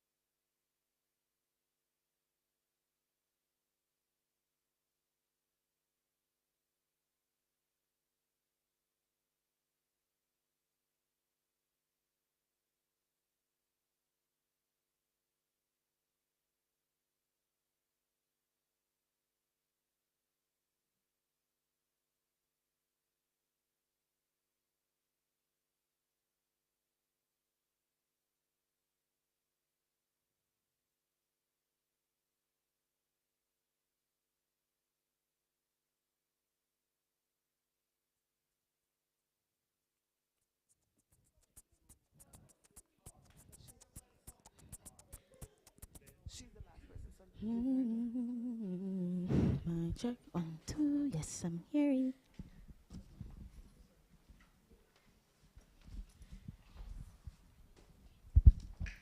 Good afternoon, everybody. Welcome, welcome, welcome. Thank you so much for coming live. My love for the crowd, Anywho's, I am your host, Shakara Davis, and welcome to the Tech Talk podcast. Yes, thank you. I mean, we're having a lovely discussion this afternoon. So naturally, it's a tech podcast, so naturally we're going to talk about technology. But today, we're talking about how technology and the art and the fusion it has. So the fusion of arts and technology, basically, that's our topic for today. So art has been a part of our lives for millions and years, and technology also has been a part of our life, but the fusion of arts and technology, like, can we discuss that, right? Like, what is that all about? I mean, yes, the beautiful marriage of technology and the connection it has with our culture. I mean, there are lots of beautiful things can come of it, but is it really as great as it sounds, or will it bring about our doom? Now, join us. We have a very beautiful panel, right? So they'll be discussing and coming to share their few cents on technology and how art has an impact on it and how the fusion of it and what can become of it, right? So first we'll be having our guest is Mama P. Come on. Yes. Take your time. Roll up your frock, Mama. Please. Come right this way. Yeah. On the door, boots up our head, please. Right here, lovely. Thank you so much. Thank you so much for coming. The ride was all right, right? Yes, it was. You did all right. All right, no problem. So, you've been alive for a long while. I mean, you see how technology and art has evolved, you know? So give me some thoughts. What are your thoughts on art and the fusion, you know? Yeah. We want to hear you. Producer, what's wrong with her microphone? Mm-hmm.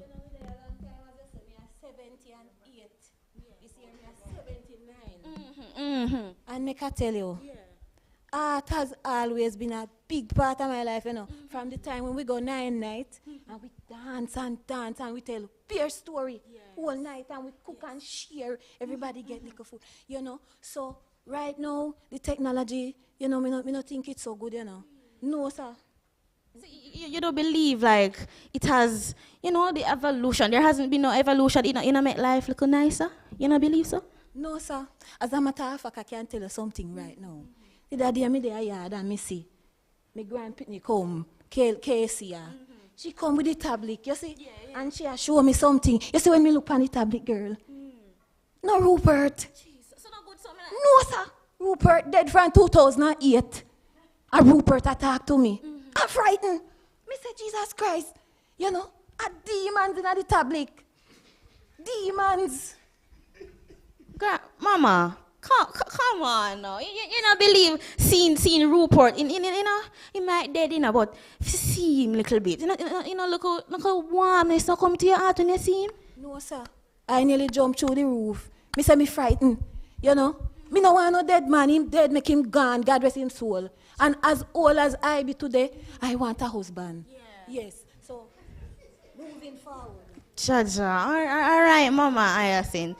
I feel like, all right. As she said, she wants a little man in her life, but right now we not really have no man on the panel. Our next panelist is somebody that is very in tune with technology. It's like, at them 9 to 5, at them 24/7, at them 44/8. So right now we're introducing Tony and Coded. Make some noise. Yes, come along, my love. Come along. Right here, so. Thank you so much for coming, my sweetheart. How are you doing? Hi, it's a pleasure to be here. Thank you so much for coming. Right. So, as somebody who's very affluent in technology, share me some thoughts. Like, art is so important to us right now. Tell me how art and technology, tell me about that little fusion. Yes, of course. Well, with technology, so often it just tends to be lumped with IT, but really it's just the useful application of scientific knowledge. It's used in various fields, especially for the arts, as they say. Necessity is the mother of invention. And with these new tools and technologies, we can really delve into different creative areas. We can explore other creative possibilities that weren't there before. Right. So, with the evolution of technology, yes, would you say that there are some art forms, like there are some developing art form or some new art form emerging? Would you say that? Yes, I would. Yeah. After all, there's a few of them. Just off the top of my head, I can say that digital art, well, it's actually been around for quite a while. Right. Animation, VR art. Oh my gosh, there is this Jamaican artist who uses VR art in this art showcase. Oh, it was fabulous. Yeah. It was so great. Okay. So, I'm going to ask you now, like Mama, the show them when you used to watch back then and them somewhere there, you know, feel like technology could have helped preserve them a little bit so we can, you look up at them can still, like Casey, that's what she name, yeah. So like Casey can still watch like the old Ronnie Willie, I'm sure them only used to watch on them something. You know, feel like technology could have helped with them something there. Technology? Well, you know the thing about that, you know. I know what I feel like I don't use technology. I have my VCR, you know. I have the show them on cassette. Then they are yard, but we can't play them for the VCR mashup. Right. I know Vincent could have fixed it, but you know dead master. Poor thing. So me have to tell the grandchildren about the stories. Me have to tell them myself so that them can know what it was like to know real art and to be present at the time when the art is happening. And that is so very important. And a lot of people will never have that with this technology. Jesus. Well, Grandma, for tell you the truth, me not relieve you, because we have our next panelist, She's very affluent, when it comes on to our cultural showcases and them something there. When we tell you about infusing technology and art, that is her. So I'm telling you, when Corona did in and we never have nothing for watch. What was the entertainment? We did in the house. The only thing we could do I watch when you name the ASMR video them. But when she used art and technology, with her how much subscribers, or 1 million subscribers, she go on with herself, trust me. So when we were starved of entertainment during the COVID and the pandemic, she provided us with the entertainment. So now we are going to give it up for Julie Orange. Woo! Yes, sweetie. Well done, people. Yes, remember lovely. to like, share, and subscribe. You can follow me on all socials at Julie Orange. Free plug, free promo. Auntie who's lovely. Thank you so much for joining us, darling. Thanks for having me. I hope all of your fans are watching, and tell them to subscribe. Subscribe, guys. We are at, right. TikTok. Yes. I see you out there, AngelGirl_CB. Thanks for the likes. Right, beautiful. So tell me now, as the big star you are, yes, tell us how you use art and technology. As a Jamaican content creator, you need to get the culture out there. And what better way to do it than to use technology? Yes. Cameras. What's that? Technology. Internet, what is that? And then the stories that we would tell, our culture in itself, that's art. So put them together, social media influencer. Right. I love that little fusion, Yes, I love that little something. So, we see you on vacation one day. You say you're making money? Through social media? Through social media, of course, you have different collaborations. Sometimes swimsuit places reach out to me. Sometimes I get free tickets to, advertise the little hotels and so on. And that is how I get paid. That is how I monetize my stuff, Yeah. So you say you rely on cultural experiences and Jamaica's Jamaican situations to tell a story on your social media pages. So, Grandma, you know, feel like some of them old story they we not used to have and the little dance thing them we not used to go on. I don't know, feel like, say, technology and social media can help enhance all of these stuff, make we global. Social media? Yes. Me tell you, say it's not a good something. The other day, I talk to somebody, you know, yes. And the person, they have up this something, and them a put it on me, so them point it on me. Jesus. Two tools people are call me and tell me, say, they see me a foreign. Right, on TikTok. Yes, Anton a foreign and see me. Me can't have no privacy. Social media, me say, I know good something. So, you need to be careful when I do with this technology. Right. That's no good. But Mama P, can I ask a question? How else are we going to get the stories out there? Right. If we don't put them up on social media, like TikTok and Instagram and them something there. You don't think that is our version of a time capsule? Because right now, if you go on my Google Cloud, you see all of the videos that I make from 2015 before I became a big social media influencer out there. You understand? I can always go back and look at them and reminisce. So, you know, your younger generation coming up, sometimes they don't even want to spend time with their grandparents. So how else they going to make them know the stories? Darling, make I tell you something. Me happy for you. You're here. It's something then when you are doing it pleasing to you, me glad for you. But hear me now. You see, when everybody can see your business, I know your business again, you know. You know, special again, you know. The people, they need to come and sit down at your foot and you tell them what they need to know about the past times. That is how you pass it on. That is the real way. There's something them not original. Well, no, I watch past something not good. Me I tell you, you know, believe me, I remember say me did tell you this today. Jesus. Right. Speaking of believe, we have a final panelist. She's coming from a more of a biblical point of view. But let come, sister. Sister V, take your time, come through, mama. Repent! Jaja. Jesus. Jesus. Thank you so much for coming, Sister V. How are you? We don't want her to lick your phone out of your hand. Do me I beg you. You're expensive. Yes. Me good man. So, let me hear you now.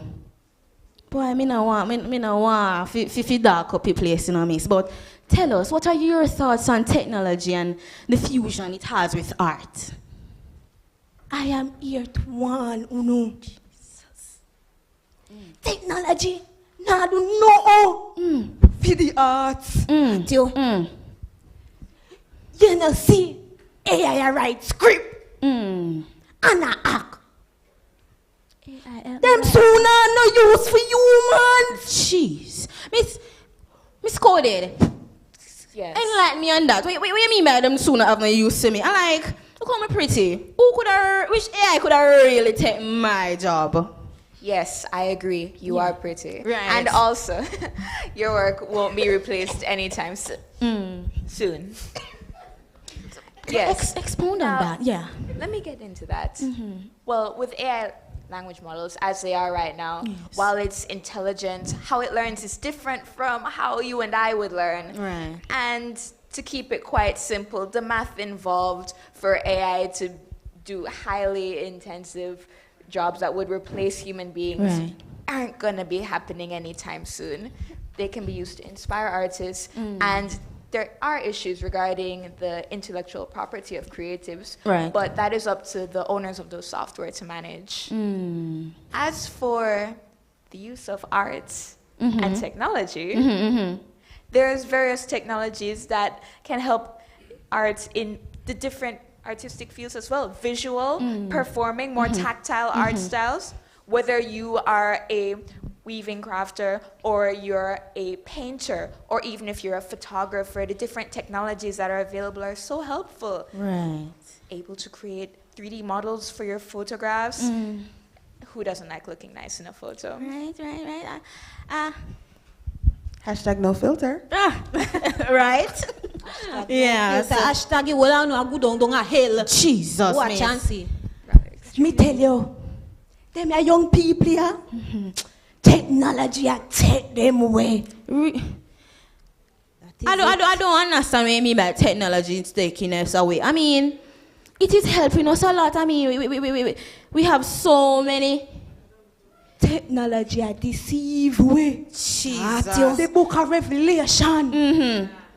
It talk about deceive. Jesus. And the mark of the beast. Yes. Right, is technology. But not for the arts. I believe you. But me no know. Me no know.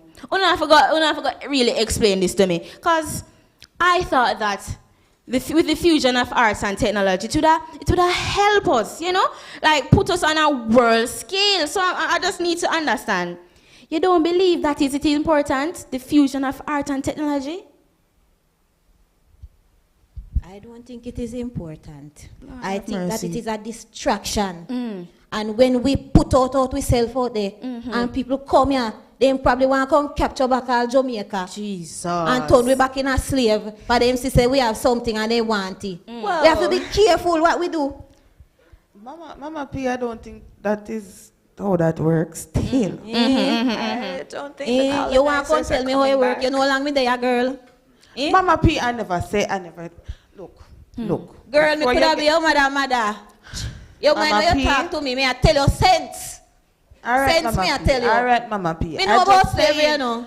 Mama P, I just saying that I don't think that's how it works. All I'm saying is that in order to get our culture out there, in order to get our art out there, look at the Bob Marley movie. Yeah.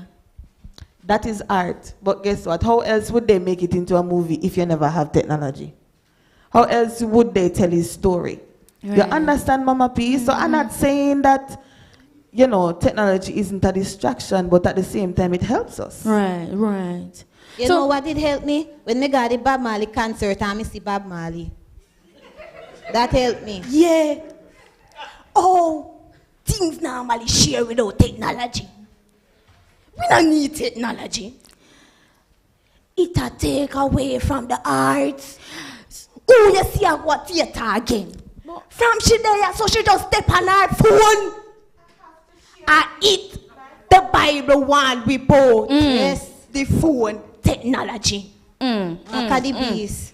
Right. So, me no know. Cause AI and the mark of the beast. Me no say, I see, you know read the Bible. Revelation talk about the mark of the beast. Could I get a quote for that, please? Lady, you know read the Bible. Oh, I do. Revelation chapter 20. Draw for your Bible. That is why I know that technology is drawn away from God. I have a Bible app on my phone. Let me ask you, no. So technology. Girl, keep yourself quiet. You hear? Let the lady talk. She's a messenger. So them young people are not the manners. Right. So let me bring it back together now. So, manners. right. So # confusion. right, I tell you. But with art and technology, you brought up AI, and I can understand with the mark of the beast with certain things, but like you mentioned AI and how it can use our information and privacy and them some of there. So as the AI expert, feel like AI can thief someone with things like it thief someone with dance routine. Cause I know enough of the white girl them love and the Jamaican sing them. So me I say the AI can thief them things there too. And like create some sort of fake art and them some there. How can we as artists protect ourselves from technology if it's such a dangerous thing, That's a very good question to ask. With regards to AI, it takes from various sources in order to generate new images, audio, videos, and a lot of the time it can take from already copyrighted work from various creatives. Right. So the maintaining of their intellectual property is very important. there have been petitions and different conferences and Yeah. discussions Yes. regarding those software companies because they're mainly responsible for how those language models would get their information from. Mm-hmm. So those are regulations that they will have to further implement to ensure that various creative artists have all the rights to their property and it's not misused or mishandled. Okay. I feel you. I feel you. Right. So Grandma, you did make some mentions to some things, boy. I may need to understand. You know, feel like with all this new technology, we can create spaces where we can share our stories better. You mean like even during the pandemic when we really never have nothing to do, you know, Grandma. We did literally stuck in our house. I don't know about you, you know. But me love walk up and down. Me love party. Me love the foolishness. So how you mean by technology not really do nothing much away and it provide us with so much entertainment? Even you dep on TikTok. You know can watch little TikTok to meet a little hobby, a hobby. No, that is not for me. I make I tell you something. You see the devil in fine work the idle hands we do. So you see the party and the foolishness where you love, careful. I saw them young people and I don't say no. Yes, man.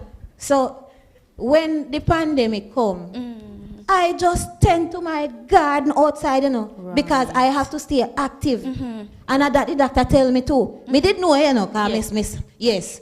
But the doctor tell me, say, when you they have the pressure and the high cholesterol, you have to stay active. So that is what I do. Right. I don't go and make them poison my mind with the thing they you know, and for me TV, you know. But Mama P, I don't think, Mama P, I don't think that is poison because you need to know what to watch. That is. You understand? But you know, during the pandemic, I made the videos and that is how I entertain myself. Right. So there's nothing wrong with technology. Of course, You that know, is real art. You see the technology thing too. The technology thing, it make we kind of lose ourselves to you know, because the thing they not real. You know, so we are get lost in a world we're full of things we no real, it fake. You know, and we you know the best art is when you're dead here in the same time and the place and you witness it. That is the best kind of art.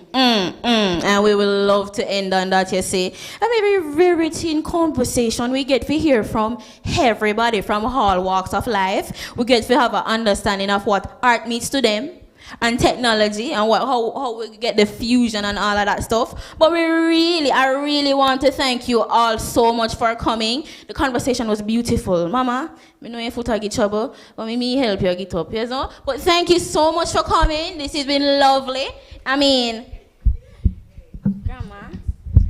Whoa, no man. Hashtag Tech Talk, guys. Please follow their podcast and remember, Thank you. like and subscribe. Bye. Thank you.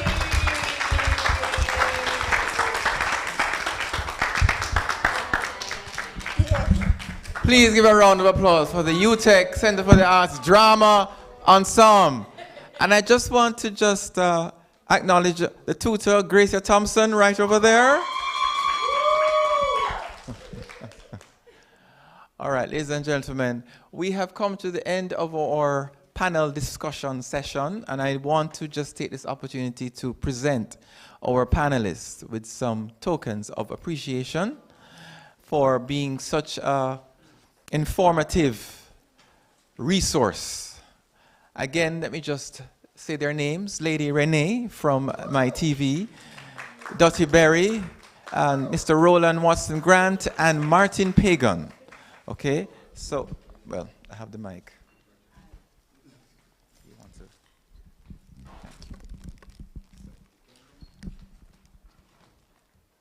Thank you.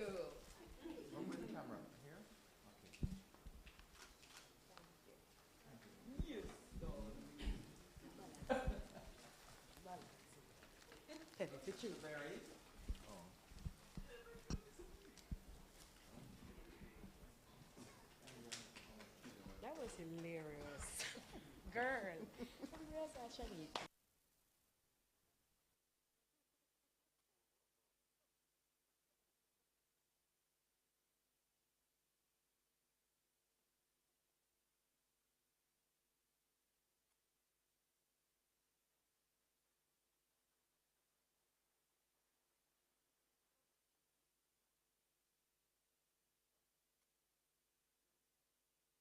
Oh.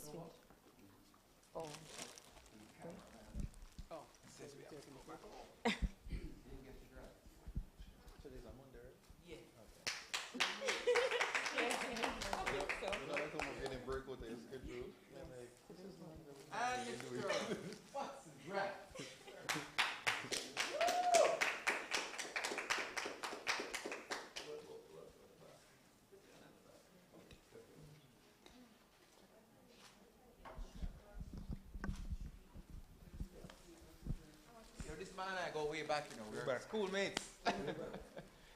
All right, thank you so much for being here. I want to close by announcing that tomorrow we will have our booth displays here at the Lecture Theatre and our final concert at the Caribbean Sculpture Park. All right? So see you then. Just took a few pictures with you. Okay.